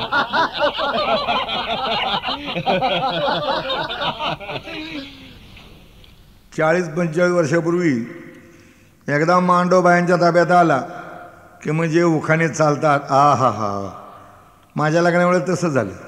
एकदा मांडव बायांच्या ताब्यात आला की बाया ज्या उखाणे सुरू करतात अरे नवीन एवढे तर लाजत मोठं नाव घेतेस पण 2 मुलाची आई ती सुद्धा तितकंच लाजणं तितकंच बुरडणं तेवढंच तसंच उखाणं. एवढं कशाला जिच्या तोंडाचं बोळकं झालेलं आहे जिच्या मांडव नातूंड खेळतात अशी आजीबाई सुद्धा तितकंच लाजणं तितकंच मुरडणं तसंच उखाणं. माझ्या मांडवमध्ये तसे झालं. एक आजीबाई होती सगळ्यांनी आग्रह केला हे आजे नाव घे ना हे आजे 70 वर्षाची म्हातारी अरे पण काय लाजली आणि मग तिने जो उखाणं घेतलो तो असा खरं म्हणजे तोंडात दात नाही काय नाही तरी धडपड घेतली. मग तिने उखाणं घेतलं तो असा बीज तोंडात दात नाही ना दे बीज त्याच्यात तिला खोकला बेल काय कळलं का तुम्हाला कळलं नाही नसेल तोंडामध्ये दात नाही इंजिनमधून जशी वाफ निघावी त्याचा फॉक चाललं होतं. साधारणतः बाया माणसं उखाणं तो नवऱ्याचं नाव घेताना माझा नवरा किती हुशार आहे माझा नवरा किती कर्तृत्वाने माझ्या नवऱ्याला गावात किती मान आहे असंच असतं. आज काय मी तुमच्या पुढे उखाणे सादर करणार आहोत. नवे जुने उखाणे जमा केलेले आहेत मी ते अवश्य केव्हा तरी कुठेतरी कधीतरी उपयोग करा. समजा उखाण्यातून नवऱ्याचं नाव घेत असताना माझा उखाण्यानं तुमच्या नवऱ्याचं नाव नक्की तुमच्या नवऱ्याचं कौतुक होईल. आता ह्या बाईने उखाण्यातून नवऱ्याचं नाव घेताना तिच्या नवऱ्याचा गावात असलेला दरारा काय तिने ठणकावून सांगितलंय. तिने उखाणा तर असा पहाटेच्या वेळेला कोंबडे कुकती आणि सर्जरावला बघून कुत्री भुकती. लिहून घ्या. दुसरा बाईने उखाणा असाच घेतला डोक्याला फेटा कमरेला शेला बाबूराव मेला म्हणून गणपतराव केला. लिहून घ्या. एका बाईने तो आगळा वेगळा उखाणा घेतला. तिने उखाणा घेतला तो असा आल्याड नदी पल्याड नदी मधी वसलं गाव आल्याड नदी पल्याड नदी मधी वसले गाव ज्या मेलेने मला त्रास दिला त्याचा कशाला घेऊन नाव. बहुतेक नव्या विचाराची बाई दिसते. नंतर माझ्या बायकोची बहीण, तिने उखाण्यातून नवऱ्याचं नाव घेताना मला मध्ये का गोंधळलं तेच कळलं नाही. माझ्याकडे बघत बघत तिने काय उखाणे घ्यावा, राणीच्या बागेत आणला नवा गेंडा. माझ्याकडे बोट दाखवून, काय असता राव, मी काय गेंडा आहे काय? राणीच्या बागेत आणला नवा गेंडा, प्रभाकर पंताच्या हातात काँग्रेसचा झेंडा. नंतर मला सांगितलं, रामभाऊ तुम्ही नाव घ्या. अर्थात मी तयारीच गेलो होतो. मग मी नाव घेतलं तर असं, समोर होती देवळी तीत होता आंबा, समोर होती देवळी तीत होता आंबा, राम चालले वनवासाला, सीता म्हणते मी येते थांबा. नंतर माझी बायको, नवी नवरी लाजू शकते समजू शकतो, पण किती लाजावं, लोकाला कंटाळा येईपर्यंत. हां, आम्ही सगळीकडे गमती जमती चालले, सगळे उभे राहिलेले गमती जमती चाललेले आहेत, आणि माझी बायको खाली बसलेली. मग तिच्या घरच्या लोकांनी दम दिला, हे राधे वट, 14 वर्षाचे घोडे झाले तर लहानपणाने वागते वट. बरं बायको उभी राहिली, बरं राहिली सरळ उभी राहिली ना, सारखी आपली हालत होती, सारखी हालत होती. मी मनामध्ये म्हटलं हिची काही स्प्रिंग तुटली. बरं उखाणा घेताना तो उखाणा, ते लाजणं, ते मुरडणं किती वेळ लावला. मग तिने उखाणा घेतला तो असा, हंडर अंडे सात, हंडर अंडे सात, हंडर अंडे सात, हंडर अंडे सात, हंडेवर अंडे सात. जशी का हंडे रचित चालली. नंतर पुढं बोलली हंडेवर अंडे सात, सारखी आल्याची बरं का. हंडेवर अंडे सात, काय त्याच्यावर होती परत, हंडेवर अंडे सात, त्याच्यावर होती परत. मी मनामध्ये म्हटलं जास्त हालू नकोस, परत पडेल. नंतर पुढं बोलली हंडेवर अंडे सात, त्याच्यावर होती परत. रामचंद्र बंद बसले दारात, मी कशी जाऊ घरात. मी मनामध्ये म्हटलं तू घरात यावी म्हणून मी दारात बसले. 2:30 वाजले, कंटाळा आला सगळ्या गोष्टीचा. जेवणं बिवणं झाली, म्हणले जा आपलं वराड जिकडे उतरलं तिकडे जाऊन झोपावं. काय काय लग्नाची चाली रे, ते जुन्या काळी होते ना. मला दम दिला, ए घोड्या कुठं निघालास, तुला लग्नाची रीतिरिवाज काय माहिती आहेत की नाही. अहो मला काय झालं ते सांगा तर खरं, दम कशाला देता. अरे नवरदेवाने मांडवा तर झोपायचं असतं, झोपलो ना मांडवामध्ये एक चादर देऊन, झोपलो. आता दम दिल्यामुळे झोपलो. सकाळी उठलो, बघतो तो अंगावर लेंड्या, कोणीतरी शेळ्या आणून बांधलेल्या होत्या. म्हटलं काय योगायोग आहे, रात्री तांदूळ पडले, आता लेंड्या. नंतर नंबर 2, सकाळी सगळ्यांना जावं लागतं, त्याशिवाय अख्खा दिवस बरा जात नाही. पोट एकदा मोकळं झालं की म्हणलं आता कुठं जावं, कुठं जावं. 40-45 वर्ष पुढं गावामध्ये सुविधा होती. मला जावं नदी काठी कुठंतरी डोंगराच्या पलीकडं आल्याकडं, तिकडं आडोसा असेल तिकडं. पण पाणी कुठे, पाणी पाणी पाणी. माझ्या 4 मावशी, 4ही मावशाला लग्नाला आल्या होत्या. एक मावशी चाललेली, गंगा मावशी, हे गंगा मावशी, खरं बाबा मला बाहेर जायचं, तांबेभर पाणी आणून दे. आणते बाबा, गेली तर गेलीस, मी वाट बघतो. दुसरी मावशी चालली, यमुना मावशी, हे यमुना मावशी, काय रे बाबा मला बाहेर जायचं, तांबेभर पाणी आणून दे. आणते बाबा, गेली तर गेलीस, मी वाट बघतोय. बरं ह्या गोष्टीला जास्त वेळ वाट बघता येत नाही हो.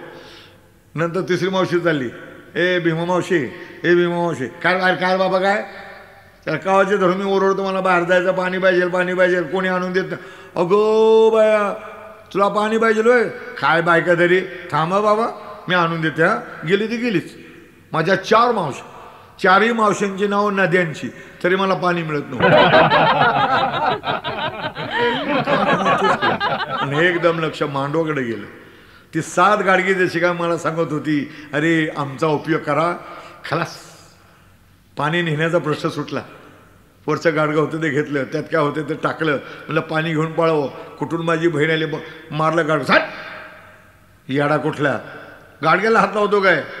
अरे तो नवरदेव आहेस, नवरदेवाने गाडग्या मडक्याला हात लावायचं नाही. जन्मभर त्याच्या नशिबी गाडगे मडके येतात. म्हणजे भलतं सत्य सांगू नकोस. त्याला काय तुमची रीतिरिवाज कोणाच ठाऊक. मला नंबर 2ला जायचं होतं म्हणून पाण्याकरता घेतलं होतं. कशाला जायचं होतं, कुठं काय कुठं जायचं होतं, नंबर 2ला. काय तुम्ही शहरातली पोरं 1 नंबर 2 नंबर सरळ सांग. अगं मला परसाकडे जायचं होतं म्हणून पाण्याकरता घेतलं होतं. अगं बाया तुला परसाकडे जायचं आहे, म्हटलं हो. एकटा तर ह्या कामाला काय मोर्चा काढतात काय. काय गावाची माहिती नाही, काय नाही, कोणतरी संगती देतील. म्हटलं कोण संगती देती, ती म्हणे जरा थांब. त्याने माझ्या चुलत्याला हाक मारली, ओ नारायणराव तिकडूनच ओरडला, काय आहे काय आहे काय, नवरदेवाला परसाकडे न्यायचं का नाही. केवढ्या मोठ्यानं चालले. तसं काय मी अगदी चांगल्या कामाला चाललोय. नारळ म्हणाले हा नवरदेवाला न्यायचं नाही का, जरा थांबा बैलगाडी घेऊन येतो. हा बैलगाडी शाळेला मी मनात म्हटलं चला नवरदेव आहे त्याचा रुबाब राहणारच. बैलगाडी आली, बैलगाडी जाऊन बसले. मला नारायण जाते लवकर चल, हे नारायण जाते लवकर चल. गबरे काय लवकर चल लवकर चल, या गोष्टीला घाई करून चालत नाही. घाई म्हणलं आपण कशा करतो थांबलो. अरे नवरी येऊ दे. नवरी ती कशाला, अरे दोघांनी बसायचं असतं. घाई आणि खरंच नवरी आली आणि एकटी आली ना, 4 करवल्या घेऊन आली. काय चाललं तेच कळलं. म्हणलं हे नारायण जातं लवकर चल, हे नारायण जातं खबरे काय लवकर चल लवकर चल. तू घाईवर आलास का, तर बेंबीला थोकाला अजून थोडं थांबावं लागेल. अरे पण बाबा आपण का थांबायचं, अरे वाजंत्री येऊ देत. आणि खरंच वाजंत्री आली आणि आमची मिरवणूक गावातून. आणि लोक विचारतात काय नारायण कुठं चाललं नवरदेव, पार सगळं हा आलं मारुती होती तू उतरा. उतरलो. मारुतीच्या पाया पडा. आता मंडळी तुम्ही मला सांगा या गोष्टीचा आणि मारुतीचा काय संबंध आहे का. सांगितलं मारुतीच्या पाया पडत पडलो. माया पाया पडता मारुतीला सध्या मारुतरे चांगली होऊ दे रे, मारुतरे चांगली होऊ दे. चला पायानी या या या या या या थांबा. थांबलो. कळलं बसायची जागा आली. मी आजूबाजूला बघितलं सगळं मोकळं राहणं. मला काय वाटलं आपण शहरातले लग्न खेड्यात काय, आणि शहरातली माणसं मोठी हुशार. आपलं खेड्यामध्ये काम करायचं असेल तर त्यांच्या मनाप्रमाणे वागतात, ते सांगतात तसं हे करतात. मला वाटलं असेल नवरा नवरीने परसाकडे जायची पद्धत असेल. पण कसं, माझी कल्पना, माझ्या डोळ्याचं चित्र की लांबवर आडूस आहे, ह्या इकडे लांबवर आडूस आहे, डाव्या हाताला उजव्या हाताला. मग आम्हाला सांगण्यात येईल नवरदेव तू ह्या बाजूला जा, नवरी तू ह्या बाजूला जा, आम्ही मध्ये थांबतोय. आणि ध्यानात ठेवा वाजंत्राने वाजवल्याशिवाय सुरुवात करायची नाही. असं मला वाटलं. शेवटी मला राहावं ना. म्हणलं नारायण त्या तुमच्या सगळ्याचं देखत आम्ही इथं कसं काय बसायचं. तर मला मारलं. तू यायचं येडा तुझ्या सगळा, तू काय खरं बसायला आलास का. मी तर पायच पडलो. मग कशाला आणलं. अरे वेड्या याच्याकरता सांगत असतो अर्धमंद खेड्यामधून येत चाल. हां महात्मा गांधी काय येडे नाहीत, त्याने सांगितलं ते खेड्यामधून चाला. अरे खेडेगावच्या चालीरीती काही परंपरा असतात, त्या लोकांनी परंपरा जपलेल्या असतात, त्याच्यात तुम्ही सामील व्हा असं त्यांचं म्हणणं असतं. काय नाही पडलं तर सांगा, काय समजावून सांगा, एकदम कुस्करू नका. आता तुमचं हळदीचा तुम्हाला भूताघाताची जास्त भीती. ही जागा याला गोखाडी म्हणतात किंवा उकिरडा म्हणतात. इथं भूतगीतं नाचत असतात असं वाडवडील सांगत आलेलं. इथे येऊन पूजा करायची, त्यांची पाया पडायचं, झालं संपलं. मन एकदा धिट्ट झालं की आपण मग कशाला घाबरत नाही. पण 2 दगडं आणली, त्याची पूजा करायला लावली, पाया पडायला लावलं. पुन्हा वाजत गाजत मांडवत आलो. आणि मग मी एकटा जाऊन आलो. लग्न झालं, 16वा झाला आणि आम्ही सगळे मुंबईला आलो. पहिलं वर्ष 1.5 वर्ष मी आणि माझी बायको कधी बोललोच नाही आणि बोलूच शकत नव्हतो.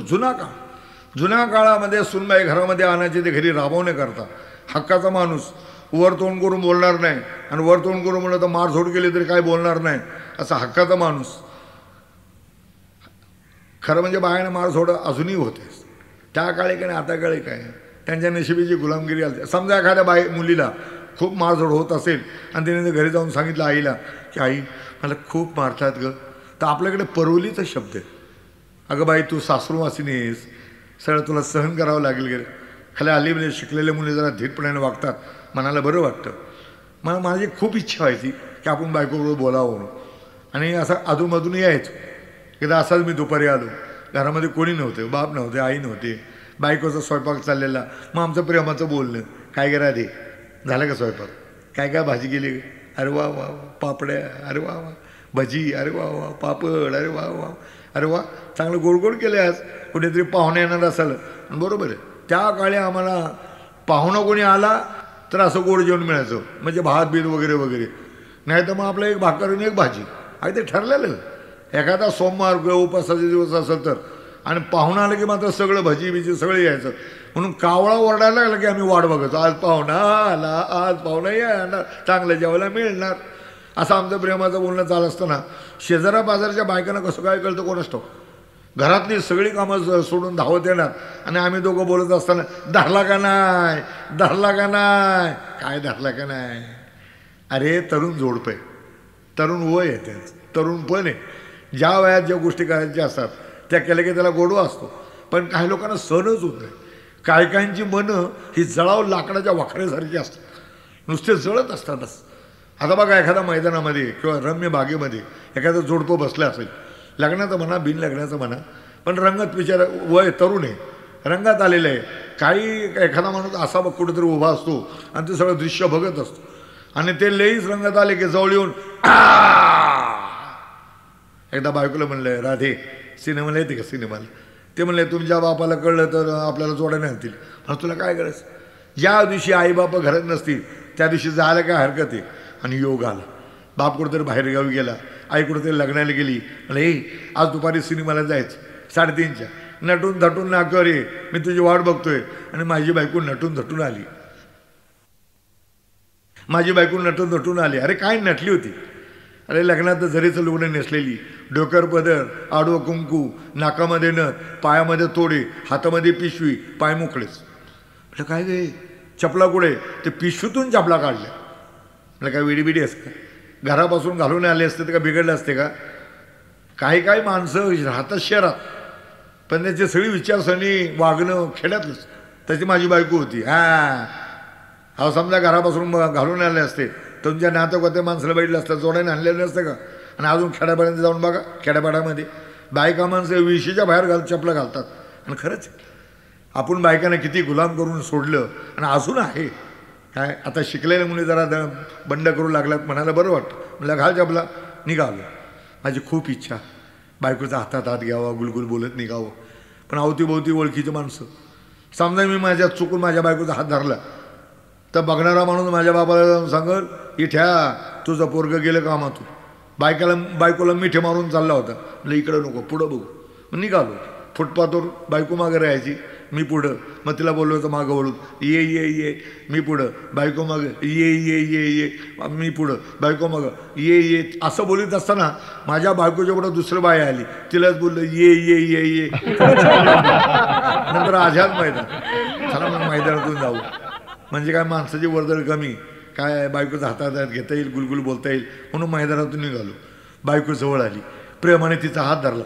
तो वराडलीच, सोडा सोडा सोडा, माणसं बघतात, सोडा सोडा, माणसं बघतात, माणसं बघतात. 2-4 माणसं कुठून धावत आली ना, असा धोपाटलाय मला. मी ओरडतो मेरा बायको मेरा बायको मेरा बायको मेरा बायको. ते मारतातच मारतातच. शेवटी एकाच्या ध्यानात आलं. तो म्हणला, अच्छा तुम्हारा औरत है क्या? ठीक है, सीधा लेके जाओ उसका छेड़छाड़ मत करो, इधर अपन खड़ा है, हात लगाएगा मार खाएगा. बघा बायको माझी आणि रुबाब त्याचा. बायको म्हणले कशाला ओरडले, कशाला हात धरला, चला पुढं. निघालो. आता मी ठरवलं होतं कुठल्या सिनेमाला जायचं ते, पण म्हणलं तुला बायकोचा विचार का हो? म्हणून म्हणलं राधे कांच्या सिनेमाला जायचं? ते म्हणली आपण ना देवाचा जाऊ, देवाचा देवाचा जा तुझ्या बापावर, पण देवाचा नवरा बायकोन देवाचा. मग म्हणले तुम्ही सांगा. म्हणलं इंग्लिश. अगं बाया मला कुठं कळतं इंग्लिश ते तुमचं, मला कसं कळणार? अगं तुला नाही कळत तर मलाही कळत नाही म्हणले. मग कशाला बघायचं? त्याची चित्रलेच आवड असतात. लाजली विचार. आणि खरंच आहे इंग्रजी संस्कृती आपल्यापेक्षा अतिशय चावट आहे. त्यांना काय वाटायचं पण आपल्याला ते चावट वाटते ना. मी आता अमेरिकेत पाहिलं, काय भलतंच आहे त्यांचं. काय काय गोष्टीला त्यांना स्थळ काळ वेळ काय लागतच नाही. मनात आलं रे आलं किस बाय किस, मनात आलं रे आलं किस बाय. जेम्स बॉन्ड सिनेमा त्यांचा, हिरो मारामारी करतो करतो करतो आणि वेळ मिळाला का किस बाय किस. हिरो सिनेमा चर्चगेटच्या समोरचा, तिथं बाहेर पोस्टरले चावट लागलेले होते आणि त्यांची पोस्टर सुद्धा चावडच असतात. ते बघून गेलो होतो. मला चल ह्या सिनेमाला बायकोला घेऊन यायचं. तिकीट काढलं, आतमध्ये गेलो. थिएटर एअर कंडिशन, लागलं गार वाटायला. अगं बाय गे, मग माझी बायको अगं बाय गे. बरं माझ्या बायकोला हळू बोलणं माहितीच नाही. बरेचसेच खेड्यापाड्यातल्या लोकांना हळू बोलणं माहितीच नाही. तुम्ही एस टीमध्ये बघा, एस टीच्या स्टँडवर बघा, अगदी जवळजवळ उभं राहून मग जातो ना मग असं कर मग तसं कर. काय गरज आहे एवढं मोठ्याने बोलायची? पण सवय. माझी बायको त्यातलीच. अगं बाय गे किती गार वाटते वे, अगं बाय गे किती गार वाटतं वे. म्हणलं ए येडे, एअर कंडिशन आहे एअर कंडिशन. तिला काही कळलंच नाही. ती म्हणली मला नाही कळत तुम्ही काय बोलता ते. अगं थंड हवेचं मशीन बसवलंय. असं वय पहिले नाही सांगायचं का गं, गोधडी आणली असती. सिनेमाला जाऊन बसलो. सिनेमा केव्हा सुरू झाला होता?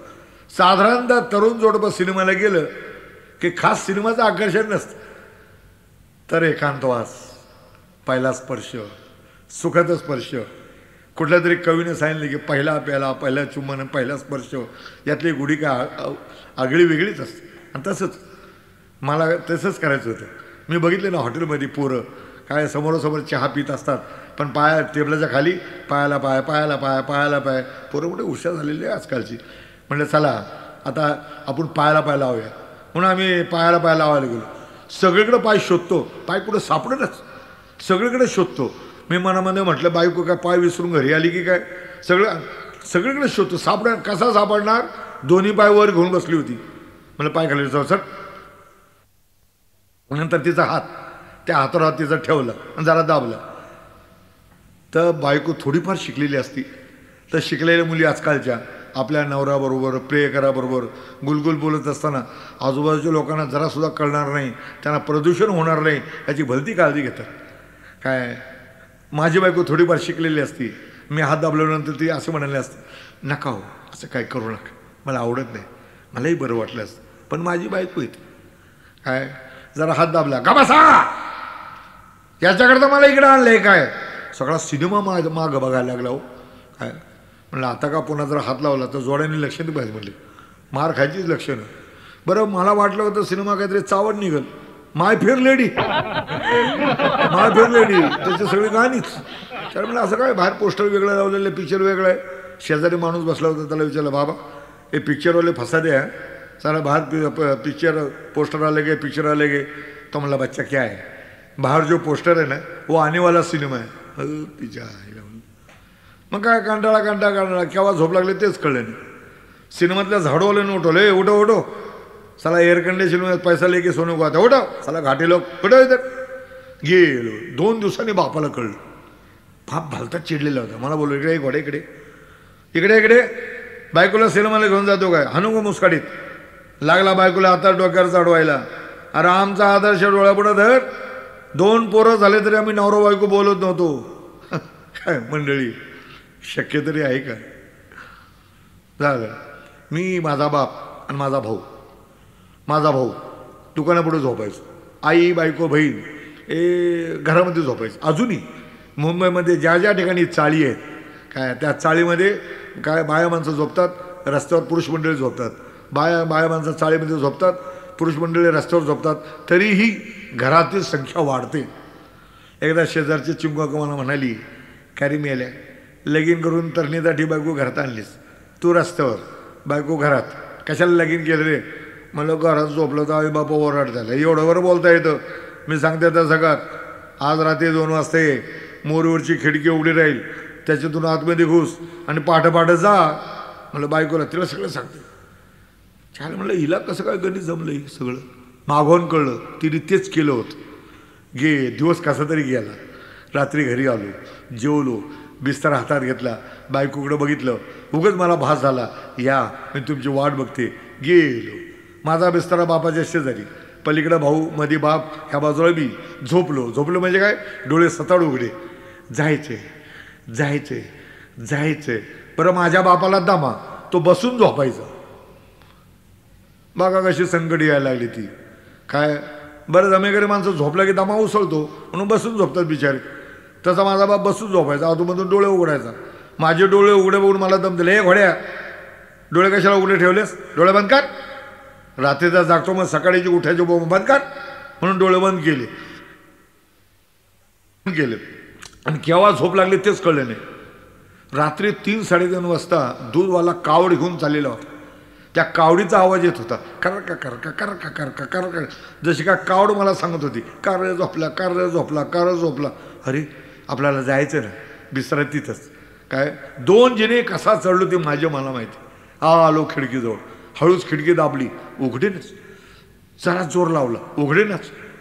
चला म्हणलं बायको विसरली की काय. बरं ओरडता येत नाही, चोरीचा मामला, बघूया जरा शेवटचा जोर. मग जसा जोर लावला तशी खिडकी खाडकन उघडली. खिडकीचं दार कठडाला जाऊन आपटलं. इतक्या जोरानं आपटलं की त्याच्यावर जी भांडी होती ती खडखड खाली पडली.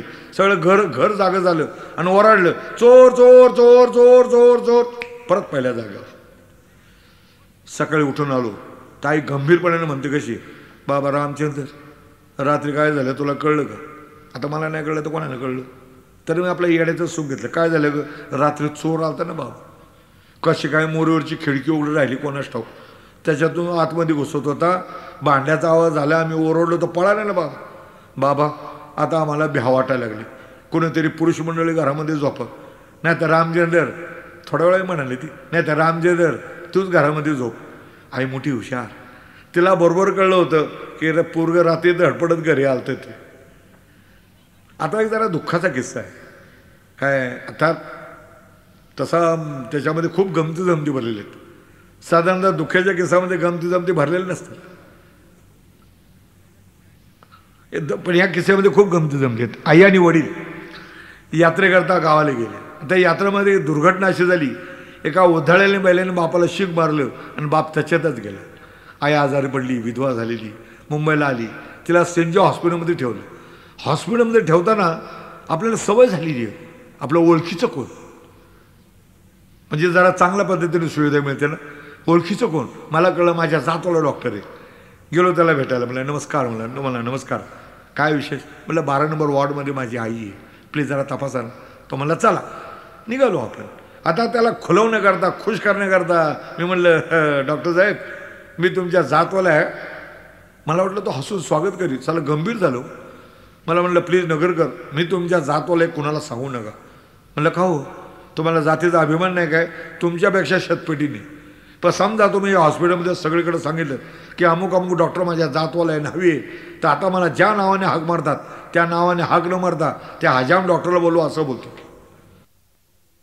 आईला तपासलं आणि एका बाजूला सगळं कागदपत्र सगळं, आणि एका बाजूला नेऊन म्हटलं आय एम सॉरी नगरकर, तुमची आई 10-12 दिवसाची सोबती, तिच्या दोन्ही किडनी कामातून गेलेले काय, जास्तीत जास्त ती 10-12 दिवस बस.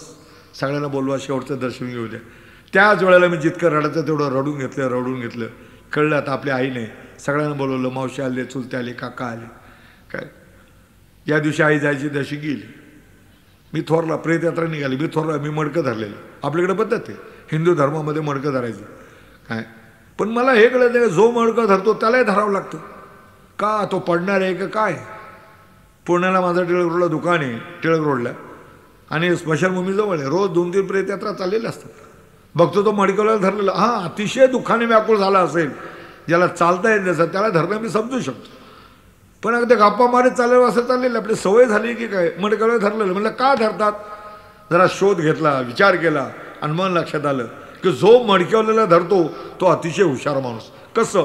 हे ओझं उचलण्यापेक्षा धरलेलं बरं, मढ्याचं ओझं उचलण्यापेक्षा मडकवलेलं धरलेलं बरं. बरं, ज्याने मला धरलं तो बी आघावच होता. प्रेतयात्रा चालू असताना मला म्हणतो का सर रामचंद्र रात्री तुझं नाटक बघितलं, चांगलं काम करतोस, आपल्याला नाटकात घे, काय आपण बी भस्त्राच काम करू. म्हणलं बारके आहे, तुला काय अक्कल काय रे? आईची प्रेतयात्रा चालू, आई मेलेली, तू काय बोलतोस? मग काय झालं? आपल्या बोलण्याने का तुझ्या आईला त्रास होणार आहे का? प्रेतयात्रा आटपून आम्ही रात्री 11-11:30 वाजता घरी आलो. मी दारातच रडत बसलो. घरामध्ये सगळे रडत होणारच, त्यामुळे आई लवकर गेली. चाळीतल्या लोकांना कळलं की या घरामध्ये 1.5-2 दिवस झालं चूल पिटलेली नाही, म्हणून थोडं अन्न आणून दिलं. याला आपल्याकडे कडू घास बोलतात.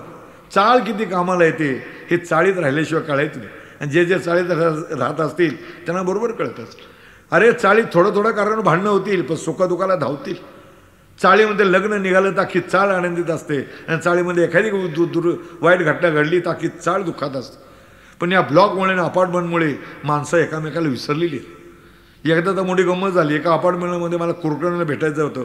गेलो कुलकर्णीकडं, चुकून मी झालं दुसऱ्या याच्यामध्ये गेलो, बेल दाबली, त्याने दरवाजा उघडला. कोण पाहिजे? म्हणलं कुलकर्णी कुठं राहतात? कोण कुलकर्णी? आम्ही देशपांडे आहोत.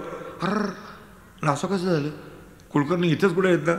काय तुम्हाला माहिती आहेत का? नाही, शोधा, कुठं आहे ते शोधा, त्याच्याकरता मला वेळ नाही. चाळीमध्ये असं नाही म्हणलं. तुम्हाला खाली जरी विचारले कोणी की नगरकर कुठं राहतात तर त्याला घेऊन येतील, सांगतील नगरकर का तुमच्याकडे कोण आले, अशी चाळ. त्याला कळलं या घरामध्ये चूल पेटलेली नाही, आणि मग थोडं अन्न आणून दिलं आणि आग्रह करतात खा खा खा. आता काय गोदाबाई परत येणार काय? खा खा खा.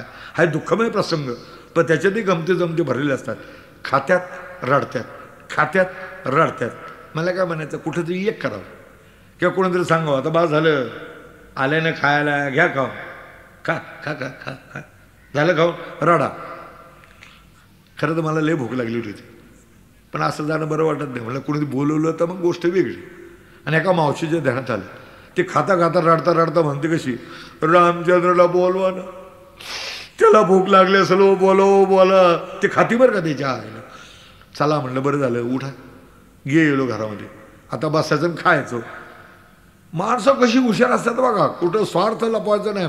स्वार्थ असेल तर काय कुठल्या गोष्टीची तमा बाळगायची नाही. की आता खाली बसून खाणार.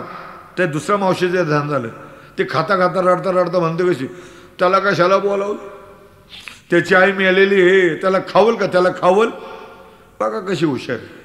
कारण तिने बघितलं अन्न कमी माणसाची असते. हा आला तर आपला काही शिल्लक राहणार नाही. पुन्हा जाऊन दारात रडत बसलो. काय माझ्या आईची एक मैत्रीण होती भागवाक्का, जेव्हा भावाची मैत्रीण मुंबईची. आई आजारी पडली, ती गावाला निघून गेली. आई मिळाल्यानंतर ते 4-5 महिन्यांनी आली. हळूहळू आम्ही दुःख विसरलेलो होतो.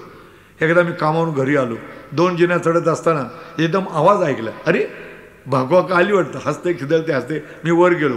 भागवाक्काची माझी नजर झाली आणि हसत असलेली भागवाक्का एकदम रडत रडत माझ्या गळ्यात पडली. काय रामचे गळ्यात पडली. भागवाक्काचं रडणं काय सूर लावला. खरं सांगू तबला पेटी असते तर संगीतमय रडणं झालं असतं. मला सांगा मंडळी, बंगल्यात माणूस मेला, 4 खोल्याच्या ब्लॉकमध्ये माणूस मेला, 2 खोल्याच्या ब्लॉकमध्ये माणूस मेला किंवा सिंगल खोल्या झोपडपट्टीत.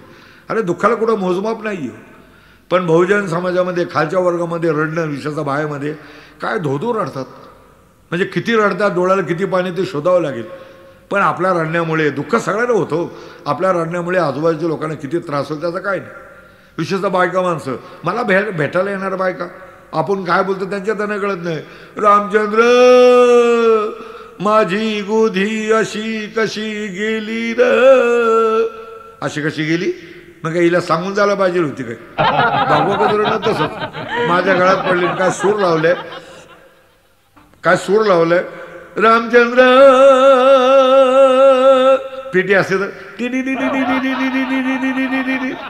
माझी जीवा भावाची मैत्रीण गेली रे, ढेंगचांग डिचांग ढेंगचांग डिचांग ढेंगचांग डिच, अशी मैत्रीण मिळणार नाही रे, ढेंगचांग डिचांग ढेंगचांग डिच, तुला मला सोडून गेली रे.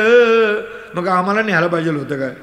असं कसं झालं र, माझे 50 रुपये तिने भागवाक्का कारळले. ते आले ना लक्षात. आई गेले, वडील गेले.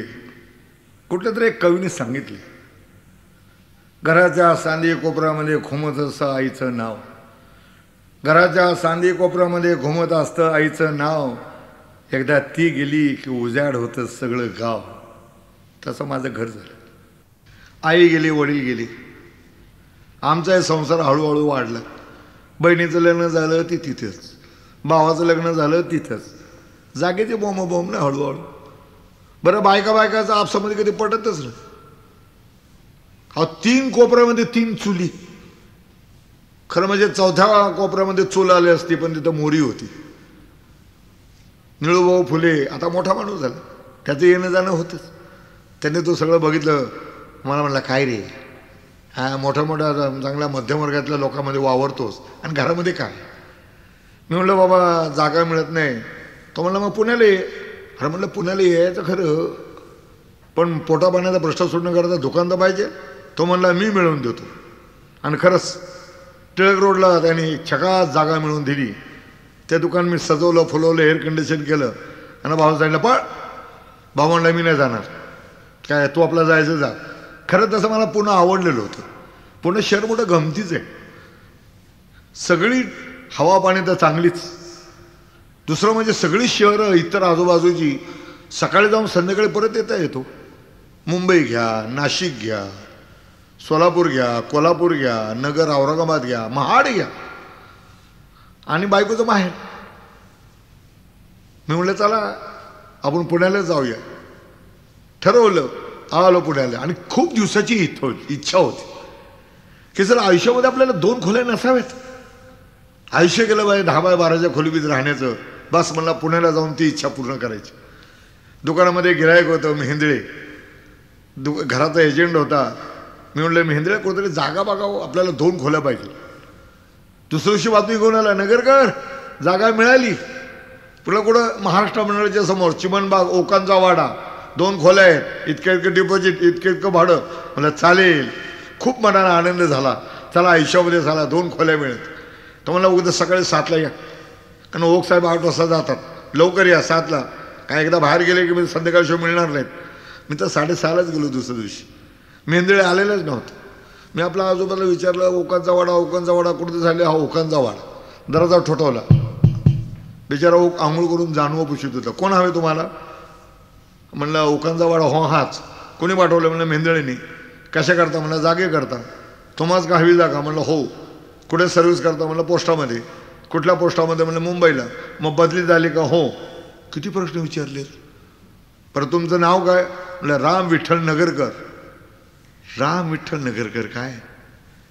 इथं मात्र सूर त्याचा खाली आला. देशस्थ वाटतं. मी आपल्या आकाशातले तारे मोजित होतो. देशस्थ कोकणचं मला काय माहितीच नाही. इतक्याच मेंदळे आले. ओक साहेब हेच ते नगरकर. हो झाली ओळख. आपल्यापैकीच आहेत. पुण्यामध्ये काही काही गोष्टी आपल्यापैकी फार महत्त्वाचं आहे. काही काही पेठेमध्ये. या घरात गेलो. घरात आम्ही. बिचारा ओक साहेबांनी बायकोला सांगितलं, अहो ऐकलं का? पाहुणे आलेत, 2-3 कप चहा करा. चहा घेणार ना? घेणार म्हणता. वा चांगलं आहे. अर्धा करा. चालेल अर्धा. झालं. पैसे दिले. त्याने ऐकवलं, इतकं भाडं इतकं जरूर मान्य आम्हाला. मग कागद तयार केला. आता 6 करायचं बाकी राहणार. त्या मेंदळेला काय होकी आली कोणास ठाऊक. तो म्हणतो कसं, ओक साहेब नगरकरांना जागा देऊन तुम्ही बरं केलं. तो घर जवळ, दुकान जवळ, याय जायला बरं. ओक थांबला सही करायचं. दुकान? कसलं दुकान? वा चांगलं एअर कंडिशन सलून आहे. सलून म्हणजे नगरकर जातीने कोण? न्हावी. हो बाहेर. अक्षरशः बाहेर काढलं. पुण्यामध्ये हा रोग आहे. छाला चांगली जागा. म्हणलं मेंदळे काय तुम्ही? नाही म्हणलं ते आत्ता स्फोट झालेलं ते बरं, नंतर तुम्हाला त्रास झाला असता. पण थोड्या दिवसामध्ये लोकमान्य नगर म्हणजे अलकाटोकेच्या जवळ काय बांधकाम चाललेलं होतं, काय बांधकाम होत होतं. जाहिरात आली, अर्ज केला आणि 350 स्क्वेअर फूटची जागा मिळाली. खूप मनाला बरं वाटलं. 2 खोल्या, संडास, बाथरूम, गॅलरी. खूप मनाला बरं वाटलं. चला आपल्या जीवनामध्ये काहीतरी आपण हे केलं. या ब्लॉकमध्ये राहायला उशिरा गेलो. बाकीचे सगळे आलेले होते. पण कोण होते? कर्वे, बर्वे, साठेल, मे, काळे, केळकर, जोगळेकर, आगरकर. त्याच्यासमोर नगरकर. केळकरने जोगळेकरने विचारलं, काय जोगळेकर? समोर कोण आले? नगरकर का? छान. आपल्यापैकी दिसतात. पुन्हा आपल्यापैकी बघा. आणि ज्या दिवशी आम्ही राहायला गेलो आणि त्यांना कळलं हे जातीने न्हावी आहेत म्हणून, कित्येक दिवस आमच्याशी बोलत नव्हते. आता ते बोलत आहेत बिचारे चांगले. या ब्लॉकमध्ये राहायला गेलो उशिरा. तो रात्रीचा राहायला गेलो. कारण आपलं दारिद्र्य. कारण कुठल्याही सोसायटीमध्ये कॉलनीमध्ये जायचं असेल तर फर्निचर वेल पाहिजे राव. लोकांनी म्हणजे बायका विषयाचा बायका फार, अगो बाई बंगल्यातली माणसं इकडे राहायला आली वाटतं, बरं वाटतं असं बोलले होते. पण आमचा आपला गाडगा माणक्याचा संसार. समजा आम्ही दिवसात गेलो असतो म्हणजे हातगाडीवर नाही तर बैलगाडीतून. तर बाया नक्की बाया म्हणल्या असं, अगं बाई झोपडपट्टी आली वाटतं इथं. म्हणून मी रात्रीचाच गेलो की आपलं दारिद्र्य कोणाला दिसू नये म्हणून. एक गमतीचा किस्सा. माणसाला एखाद्या गोष्टीची सवय झाली आणि तसं नाही घडलं तर माणूस किती अडचणीत होतो बघा. बायको सकाळी 5ला उठली. मला म्हटलं पोरीला घ्या. म्हटलं तू काय करतेस? मी नंबर 2ला जाऊन येते. मग तिची सवय. तिला ताजी मशिरी लागते. भाजणार, बारीक करणार, लावणार म्हणजे सारंगी वाजवल्यासारखं. कारण त्याच्याशिवाय त्याला किक लागतच नाही. आणि खरंच आहे काय गोष्टी, काय लोकांना काय गोष्टीची सवय आहे त्याशिवाय तिकडे मोकळे होतच नाही तो. काय लोकांना बिडीची सवय आहे, काय लोकांना तंबाखूची सवय आहे. तंबाखूची फाक मारली की लगेच घाईवर येतात. काही लोक चहा घेतात, पोटाचं वातावरण गरम करतात आणि मग जातात. काही लोक पहिला नाश्ता करतात आणि मग जातात. म्हणजे नवा माल टाकल्याशिवाय जुना माल टाकेतच. बायको गेली. थोडं ते बाहेर आली. म्हणलं पोरीला घे. मला लय झोप आलेली. ते म्हणले जरा थांबा, मला परत जावं लागेल, मनाचं समाधान झालं नाही. आता खरं म्हणजे पोटाचे चांगलं योग्य प्रकारे हे झालं, निचरा झाला की दिवस बराच जातो. आणि काय लोकांचं एका नाही समाधान होतं. मग तिने चहा केला, पुन्हा तंबाखू भाजली, मशिरी लावली, गेली. बराच वेळ झाला ती आलीच नाही. मी घाबरलो, कारण अशा ठिकाणी इतक्या वेळ कोणी बसणार नाही हो. म्हणलं 2 वेळा तंबाखूची मशिरी लावलेली बाई, हिला काय चक्कर बिक्कर आली की काय? मी हाका मारल्या, राधे हे राधे, आतून होऊ नये काय नाही, नक्की हिला नक्की चक्कर आली पाहिजे. मग जो जोराने दारात थाप मारली, हे राधे हे राधे, आतून खोकल्याचा आवाज आला. म्हणलं चल लवकर. थोड्यानं बाहेर आले. म्हणलं काय घे, स्वतःच झालं म्हणून माणसाने वाटेल तितके वेळ बसावं, तिचं आपलं विळणं.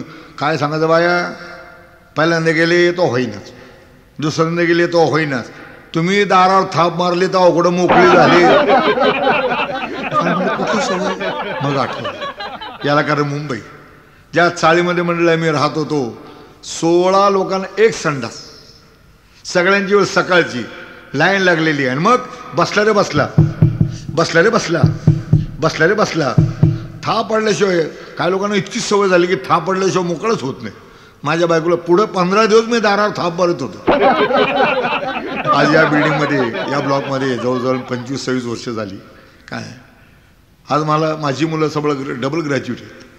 जसं चांगल्या हवेमध्ये राहिलं की माणसाची तब्येत सुधारते, तसं चांगल्या वातावरणात राहिलं तर घरसुद्धा सुधारतं. पण काय काय माणसाचा स्वभाव हा काथ्यासारखा असतो, काय जळला तर पीळ सुटणार नाही. माझ्या बायकोचं तेच. शेजारची केळकर बाई आपल्या मुलाला हाक मारते जेवायला आहे, आणि माझी बायको हाक मारते जेवायला आहे. केवढा फरक. शेजारची केळकर बाई, मुकुंदा ए राजा, अरे शाळेत जायचं तुला, अरे जेवायचं राजा, चल चल चल, हे राजा चल चल चल. किती गोड हाक. अरे भूक नसली तरी भूक लागल. नाही तर माझी बायको, वंद्या हे मेल्या, तुझा मुर्दा गेला, शाळेत कोण तुझा बाप जाईल का, लागलं का भूक लागल. हो एकदा तर मोठी गंमत झाली. साबण विकणारी सेल्समन बाई, तिने दारावरची बेल दाबली. आता माझी बायको घरामध्ये एकटीच, तिने दरवाजा उघडला तरी ती सेल्समन बाई माझ्या बायकोला बोलते कशी, बाईसाहेब आहेत का घरात. बायको म्हणले मीच बाईसाहेब आहे. सेल्समन म्हणली असू दे असू दे. वर गेली आणि वरच्या ब्लॉकवाल्याला म्हणते कशी, खाली मोठी गंमतच आहे, खालच्या ब्लॉकवाल्याचं आणि मुलकण्याचं लफडं दिसतं ग बाई. आणि बरोबर आहे हो, ते तिचा गैरसमज होणारच, कारण सगळी कॉलनी सहावरीमध्ये आणि माझी बायको नऊवारीमध्ये, फरक होणारच. नाही माझ्या लक्षात आलं एकदा तिला सहावरे बातवलं, म्हणण्यास अरे जरा जग चाललं त्याच्याप्रमाणे आपण थोडं वागूया, नाही तर मग आपणच ओरडायचं होय चालू जग एवढं पुढे गेलो आम्हाला सांगते नेलं नाही. आपल्या तर काय चुका होतात. नेस लागली सहावरी बातवळी नेसायला. दौरा आला नाटकाचा, गेलो जाऊन परत आलो, बघतो तो बायको नऊवारीमध्ये. म्हणलं का जर आधी तुला चांगली सहावरे बातळ आणून दिली, पुन्हा नऊवारी नेसायला लागलीस. तिचं प्रामाणिक उत्तर, काय सांगायचं बाया, तुमच्या म्हणण्याप्रमाणे सहावरी नेसले होते पण लय मोकळं मोकळं वाटतं. अशी माझी बायको अडाणी. पण अडाणी माणसाला म्हणा, काय अज्ञान माणसाला म्हणा, निसर्गाने ईश्वराने एक देणगी दिलेली कष्टाची. कष्ट करण्यामध्ये माझी बायको एक नंबरची. इथं ब्लॉकमध्ये धुण्या मला दुसरा माणूस, माझ्याकडे कोण नाही. सगळी बायको हसत खेळत. काय मलाच वाटायला लागलं की सगळं आपण मध्यमवर्गाच्या गोष्टी मारतो आणि बायकोला मध्ये घरी राबवतो, बरं नाही. म्हणून एकदा बायकोला म्हणलं राधे हे राधे. ती म्हणली काय, मी बाई ठेवू का बाई. लागलेलं बायको तोंडाकडे बघायला, बाई ठेवते. आणि मी असताना अगं म्हणा धुण्या भांड्याला बाई ठेवू का, मग असं बोला ना. केवढं उडाले मी. मग रखमानावजी मोलकरीनं आली. तिने 10-12 दिवस भांडे घासले गेली निघून, कळवलं नाही काय नाही काय नाही. मला वाटलं आजारी पडले असं काय. आणि एकदा रस्त्याने जाताना दिसली, मी हाका मारलं, ओ रखमाबाई या इकडं. आल्या तुरु तुरु तुरु, जरा रागातच झाले. आम्ही का पगार देत नाही का काय नाही. तर वस्कल माझ्या अंगावर ओरडली, हे पगारवाल्या ठेव तुझ्या खिशाचा पगार, कामकाज सोडलं. पहिले सांगायला काय झालं, तुम्ही न्हावी आहेत म्हणून. आम्ही मराठीने काय तुमच्या इथं भांडी घासायची काय. आमच्या समाजाला कळलं तर आमच्या पोराबाळांची लग्न होतील का. आणि गेलं तुरु तुरु निघू. सगळ्यांना सांगितलं हे न्हावी आहेत न्हावी आहेत. मोलकरही मिळालं त्यांना. म्हणजे जाते आता किती खोलवर रुचली याचं उत्कृष्ट उदाहरण आहे. मोलकरी मिळालं ना. मग बऱ्याच दिवसांनी एक मोलकरीण आली, मला म्हणाले तुम्हाला मोलकरीण पाहिजे का. लो पाहिजे बाई. कुठं राहतेस. हे काय पर्वतीच्या पायथ्याशी दांडेकर पुलाच्या पलीकडं. बरं तुझं नाव काय. पारू पारू. म्हणलं या उद्यापासून बाई या.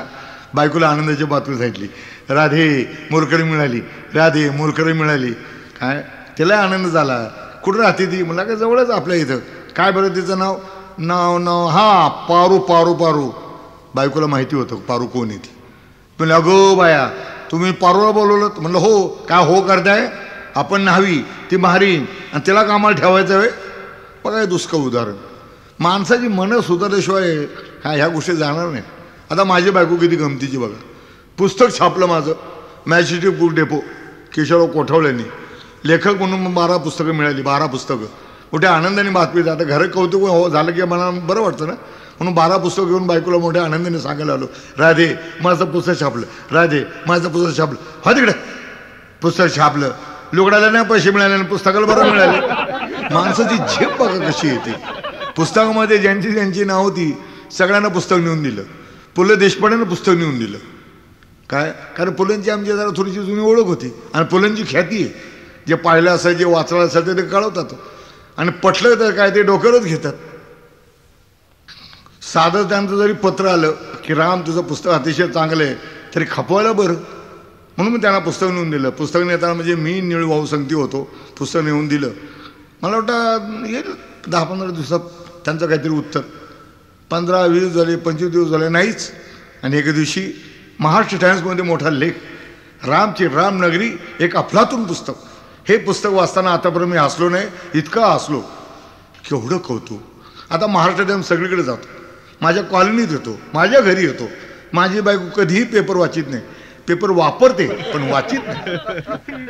एकदा बायको भाजीपाला घेऊन येत होती, कॉलनीतल्या 2-3 बाया बसलेल्या होत्या. हां, कॉलनीतल्या 2-3 बाया बसलेल्या होत्या. या राधाबाई गप्पा मारू या. बसल्या गप्पा मारता मारता त्या म्हणाला, राधाबाई तुमच्या नवऱ्याचं कौतुक वाचलं की नाही? बायको म्हणले कशात आले? हो म्हणजे महाराष्ट्र टाइम्समध्ये कुणी लिहिलं, पु ल देशपांडे तो का आमच्या जातवाला आहे काय? म्हणजे जातवाल्याशिवाय कौतुक करू शकत नाही, ही एक भावना. नंतर त्या बाया म्हणाल्या की राधाबाई तुमचा नवरा नाटकामध्ये सिनेमामध्ये काम करतो, नाटकामध्ये सिनेमामध्ये काम करणारा नट असो नटी असो कुठेतरी त्यांचं लफडं असतं असं म्हणतात. तसं तुमच्या नवऱ्याचं लफडं नाही ना? बायको दिमागाने म्हणाली, माझ्या नवऱ्याचं लफडं त्यांनी करून दावावं, त्यांच्या ढेंगा खालून जाईल. माझा नवरा काय लफडं करतोय? लफडं करायला 2 गोष्टी लागतात, एक जिगर आणि दुसरी फिगर. माझ्या नवऱ्याची फिगर बघितलं का म्हणलं तिने. आणि खरंच आहे, आपला चेहरा मोठा गमतीच आहे. अजूनही मुंबई पुण्यामध्ये पोलिसाला वाटतं दारूवाला आला आणि दारूवाल्याला वाटतं पोलिस आला. आता आपला चेहरा ओबडधोबड याचं मला दुःख नाही. अरे आपण काय लंगडे बांगडे आहेत काय? माणसाच्या अंगात थोडं कर्तृत्व असलं ना, या गोष्टी कुठे विचारित नाही तो. मग कशाला आपण दुःख मानून घ्यायचं? आणि समजा मी दुःख मानून घेतलं की माझा चेहरा ओबडधोबड आहे, माझा चेहरा ओबडधोबड आहे, ते महाराष्ट्राचे लाडके शरद पवार यांनी काय करायचं? नुसतं त्यांनीच नाही तर माझ्यासारख्या चेहऱ्याचे अनेक राजकारणी पुढारी त्यांनी काय करायचं? पुलंच्या लेखानंतर म्हणजे महाराष्ट्र टाइम्सच्या लेखानंतर मला 400-500 पत्र आली. पुस्तके जोरात खपायला लागलं. 400-500 पत्र आली, पुस्तकाबद्दल चांगले म्हणणारी, तरीही माझी फिरकी घेणारी. एकाने तर मोठं लिहिलं होतं मजेत की तुमचं पुस्तक वाचलं, मला खूप आवडलं. तुमच्या पुस्तकातील विनोदाला वस्तारीची धार. तुमचं पुस्तक वाचताना एवढा फुललो जसा दाढीचा साबण फुलावा तसा. त्याला दुसरं उदाहरण मिळालं नाही. एकाने तर गमतीने लिहिलं, एकाने लिहिलं होतं तुमचं पुस्तक वाचलं, मला खूप आवडलं, मला तुमची बायको बघायची. मी त्या कपाळावर हातच मारला, काय मागणी केली याने? म्हटलं लिहिलं असेल. मध्ये 2-3 महिने गेली. एके दिवशी दुपारी घरात बसलेलो होतो, बायको शेजारी गप्पा मारा गेलेली. इतक्या दारावरची बेल दाबली. मी दरवाजा उघडला तर 4 फूट उंचीचा माणूस. नमस्कार म्हणलं, नमस्कार बसा. खाली वाकून नमस्कार करावं लागत होतं त्याला. बसा आपण. मला वाटलं काय आमचे कार्यक्रम घ्यायला आले असेल हो. त्याने आपली स्वतःची ओळख करून दिली. मी अलिबागचा मुळगुंद मास्तर, लग्नाला आलेलो होतो. चला मला नगरकरांना भेटावं, तुझं पुस्तक वाचलं, खूप छान लिहिलं तो. म्हणून म्हणलं नाही चला नगरकरांना भेटावं. तसा मी अचानक आलेलो नाही, माझं पत्र लिहिलं आहे आणि मग मी तुमच्याकडे आलेलो आहे. म्हणलं भाऊ आता 400-500 पत्र आलेली आहेत, मला संग्रह करून ठेवलेली आहेत. तर नेमकं तुमचं पत्र काय? आता मी काय सांगणार? वा माझं पत्र खास आहे. माझ्या पत्रा मी लिहिले की मला तुमची बायको आलं लक्षात. बायकोला हाक मारली, राधे हे राधे आता यावं की नाही? तर तिकडून ओरडले, काय आहे अगं तुला बघायला आलेत? तिकडून ओरडली पुन्हा, मला बघायला? आणि 4 पोरं झाल्यावर बघणारा काय लाज आहे का? अगा या त्या मुळगुंद मास्तरचा चेहरा बघण्यासारखा झाला. मलाही थोडासा बायकोचा राग आला. बोलवलं इकडे आली आणि एका कोपऱ्यात नेऊन म्हणले, हळू सांगितलं म्हणजे मुळगुंदांना ऐकूनही येतं, तुला काय अक्कल आहे काय? कायची काय बोलतीस? अगं पुस्तकामध्ये ज्या पद्धतीने तुझं वर्णन आहे तशी तू आहेस का म्हणून बघायला आलेत. केवढे मोठ्याने ओरडलीस? ते त्यांनी ऐकलं. त्यांच्या मनाला काय वाटलं असेल? जरा हळू बोलायची पद्धत ठेव. हे सारखं आपलं ओरडत राहते. मी आपला जरा दम दिला. पण तिथं आपलं मोठं नाही. मग पहिलं सांगायला काय झालं, मी कशाला बोलले असते मी त्यांच्याकडे जाऊन, तुमच्या मनाला वाईट वाटलं का तोंडावर नमस्कार चमत्कार झाला म्हणून मस्त निघून गेले. काय मी बायकोला मोठ्या रुबाबामध्ये म्हणलं, बघ कशी माणसं मला भेटायला येतात, हाय का नाही तुझ्या नवऱ्याचा रुबाब. ते म्हणले जरा नका रुबाब करू, जे आलते त्यांना मी ओळखले. सांग बरं कोण? पु ल देशपांडे.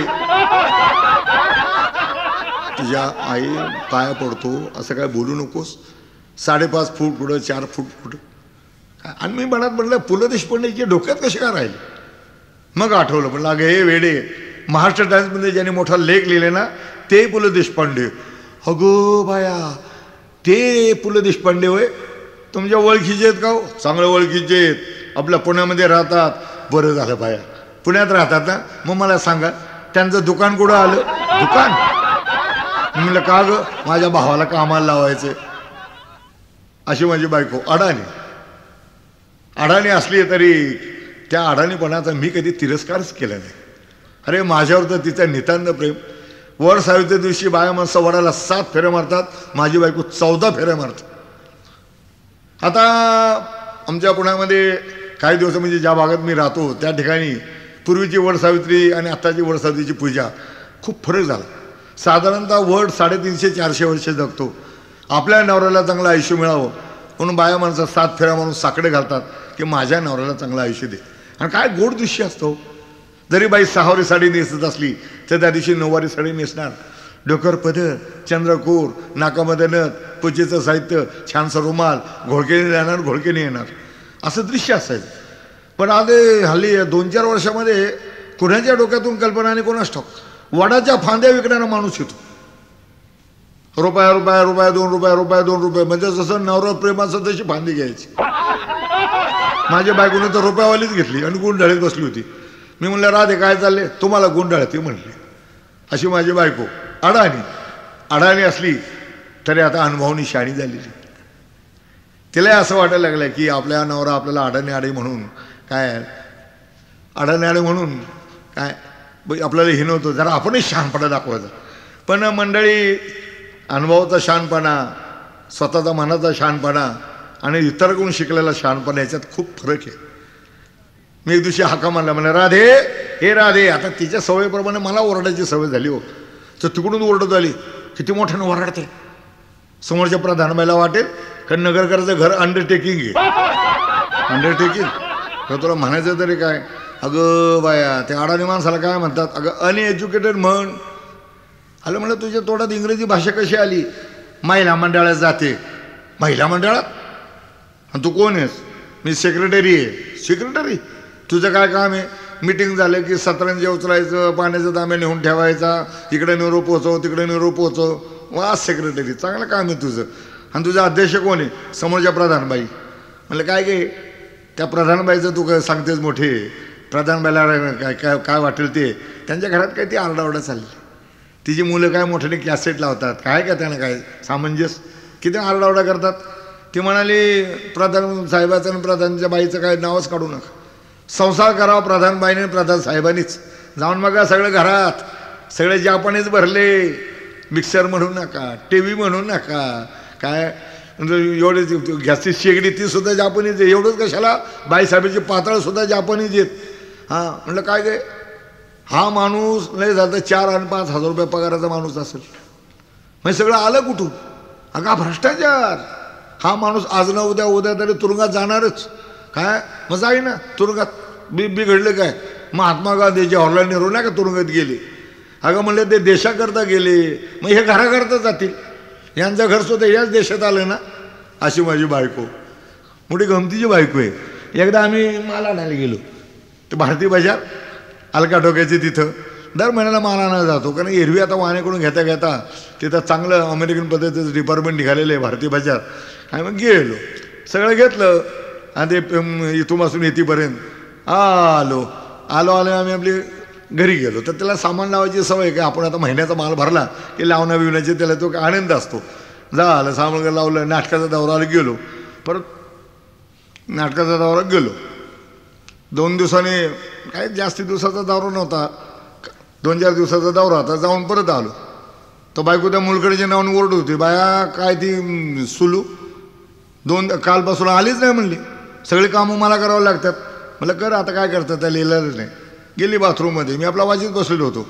नंतर आली ओरडत, बाया आपल्याला फसवलं भारतीय बाजारवाल्यांनी. म्हणजे फसवलं? हो, ते फिनेल लय वाईट निघालं बाया. पाण्यात टाकलं तर फेसच निघत नाही, पाण्यात टाकलं तर फेसच निघत नाही.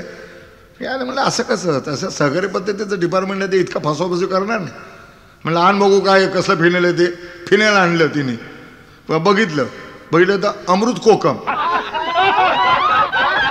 माणसं किती गहाळ असतात बघा, कारण त्याचा रंग याचा रंग सारखाच. बघाव का नाही, फेस का निघत नाही, त्याचा वास काय येत नाही. अमृत कोकम म्हणलं 2 ग्लासात आणि पाणी आण आणि बर्फाचे तुकडे आण. म्हणलं येडतान कुठली, अगं तर वाचायला काय झालं हा, अगं हे अमृत अगं बाय अमृत कोकम. आणि मला शिवाय द्यायला लागली. मी अडाणी, मी चुकले, पण तुम्हाला बघायला नको का तिथं काय काय घेतलं काय काय नाही घेतलं. हां म्हणलं तू असं काय करते, तू का बघितलं नाहीस. अहो आता अमृत कोकम फिनेलचा रंग सारखाच. मला वाटलं तेच असेल. अशी बायको माझी. काय खरं म्हणजे हा एक तिचा स्वभाव झाला. शिकते अडाणी असल्यामुळे त्या स्वभावाचा एक प्रकारची पद्धत झाली असेल. पण शिकल्या सावल्या बायकांचं मी बघितलं, माणसांचे सुद्धा खूप स्वभाव गमतीचे असतात. आता मी अमेरिकेमध्ये गेलेलो होतो. अमेरिकेमध्ये पुण्याची जास्त माणसं आहेत आणि खरं म्हणजे त्यांनी इतकं मला प्रेमाने वागवलं. जवळजवळ सगळीच माणसं 4 दिवस अख्खं मला म्हणजे अमेरिका दाखवलं. त्या लोकांनी 4-4 दिवस ठेवून घेतलं प्रेमाने. काय आम्ही ज्यावेळेला माझे कार्यक्रम ठरले, म्हणजे नानासाहेब गोरेंचे जावई होते तिथे, त्यांनी कार्यक्रम ठरले, नगरकर आमच्याकडे येऊ द्या, नगरकर आमचे येऊ द्या. हे सगळे पुण्याचीच माणसं होती. सगळं मला अमेरिका दाखवले नाही करा काय ग्रँड के म्हणजे काय म्हणतात त्याला, मोठे डोंगर खाली तो काय सगळं दाखवलं. आणि नंतर जाताना सांगितलं की नगरकरा तुम्ही चाललात तर माझी मावशी आहे, माझ्या काका आहे, माझी आई आहे, यांना तुम्ही चिठ्ठ्या द्याल का, कारण अमेरिकेचं पत्र इकडे आलं नाही म्हणलं तरी 10-15 दिवस लागतात. म्हणलं अवा असं काय करता, तुमच्या घरी मी इतकं राहिलो, तुम्ही मला त्या अमेरिका दाखवली आणि तुमचं एवढं पत्र मला नेता येत नाही. ठीक आहे, आलं मुंबईला परत, पुण्याला आलं परत. तुम्हाला आता सगळ्यांची पत्र द्यायला पाहिजे म्हणून सगळ्यांची पत्र घेतली आणि पहिलं पत्र होतं कोथरूडला. निघालो, कोथरूडला गेलो. 3 मजले, माझी प्रकृती जाडी, कसा तरी धडपडत 3 मजल्यावर गेलो. बेल दाबली, एका बाईनं दरवाजा उघडला. कोण पाहिजे म्हणलं, दीक्षित इथंच राहतात का. होय दीक्षित इथेच. कोणी पाठवलं म्हणले, सिनेटेला कोण राहतं, रानाडे. अगं बाई आमचे जावई ते, त्यांना काय झालं म्हणलं, त्यांना काय झालं नाही, लवकरच होणार आहे. तुमची ताई आणि तिथं. अगं बाया असं होय, हो अद्या आतून ओरडत निघाली. अगं ऐकलंच का, ताई लवकरच बाळंतपणा करता येणार आहे. आणि परत म्हणले, बरं त्यांनी काय सांगितलं का. म्हणलं हो सांगितलंय. म्हणले त्यांनी चिठ्ठी दिली. बघू चिठ्ठी घेतली, दरवाजा बंद. माणसाचे स्वभाव म्हणजे गमतीचे असतात ना. हा एक स्वभाव झाला, हे एक वागणं झालं की अमेरिकेतला माणूस आपल्या जावयाच्या घरी राहिलेला आहे, तो निरोप घेऊन आलेला आहे. काय नाही, आतमध्ये या चहापणी काय नाही.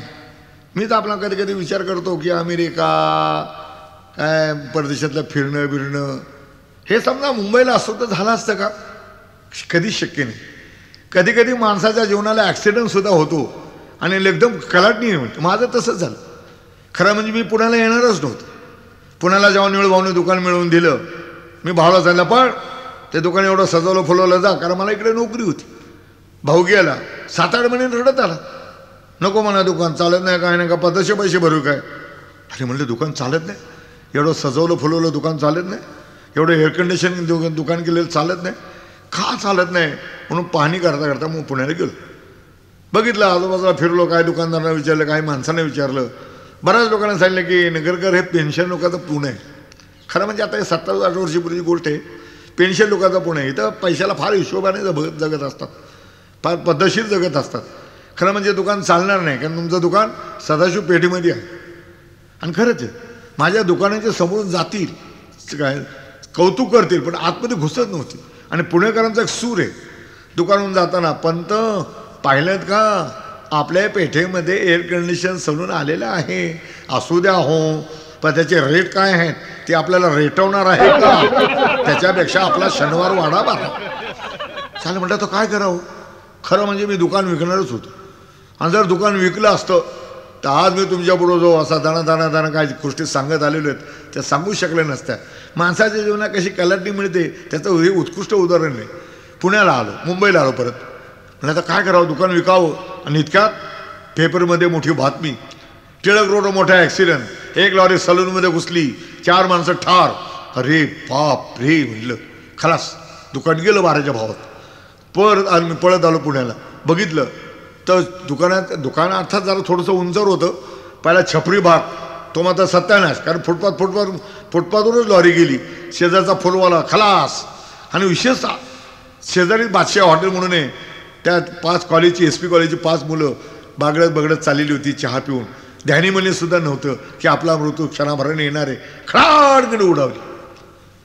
पुण्यामधल्या गावामध्ये झालेला प्रचंड मोठा ॲक्सिडेंट. पेपरवाल्याने पहिल्या पानावर सगळी बातमी, फोटो सगळे छापले गेलेले.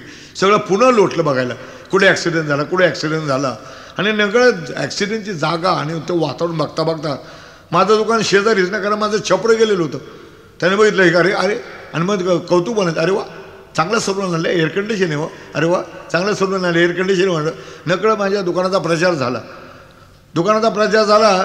आणि काय सांगू मंडळी, 2-3 महिन्याने ते दुकान जोरात चालायला लागलं.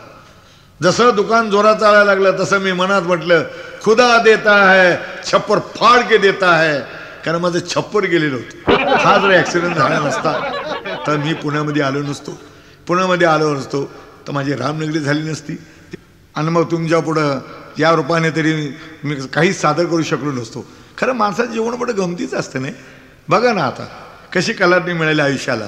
आणि म्हणूनच कोणाला वाटेल की सगळं मी आपलं स्वतःला उघडं नागडं करून ठेवलेलं आहे. कधी काळी आपण एकामेकाला जर भेटलो तर कोणी मला विचारायच नाही की रामभाऊ याच्यातलं किती खरं किती खोटं. जे तुम्हाला खरं वाटत असेल ते खरं समजायचं, आणि जे खोटं वाटलं असेल ते खोटं समजायचं. अजूनही मी स्वतःला कुठेही लपवलेलं नाही. जरी मी आपल्या जातीचा किती उहापोह केला तरी मला इतकी सवय झालेली आहे की कोणी हजाम अशी हाक जरी मारली तरी मी मागे वळून बघतो आणि त्याला साथ देतो. अशी ही रामनगरी.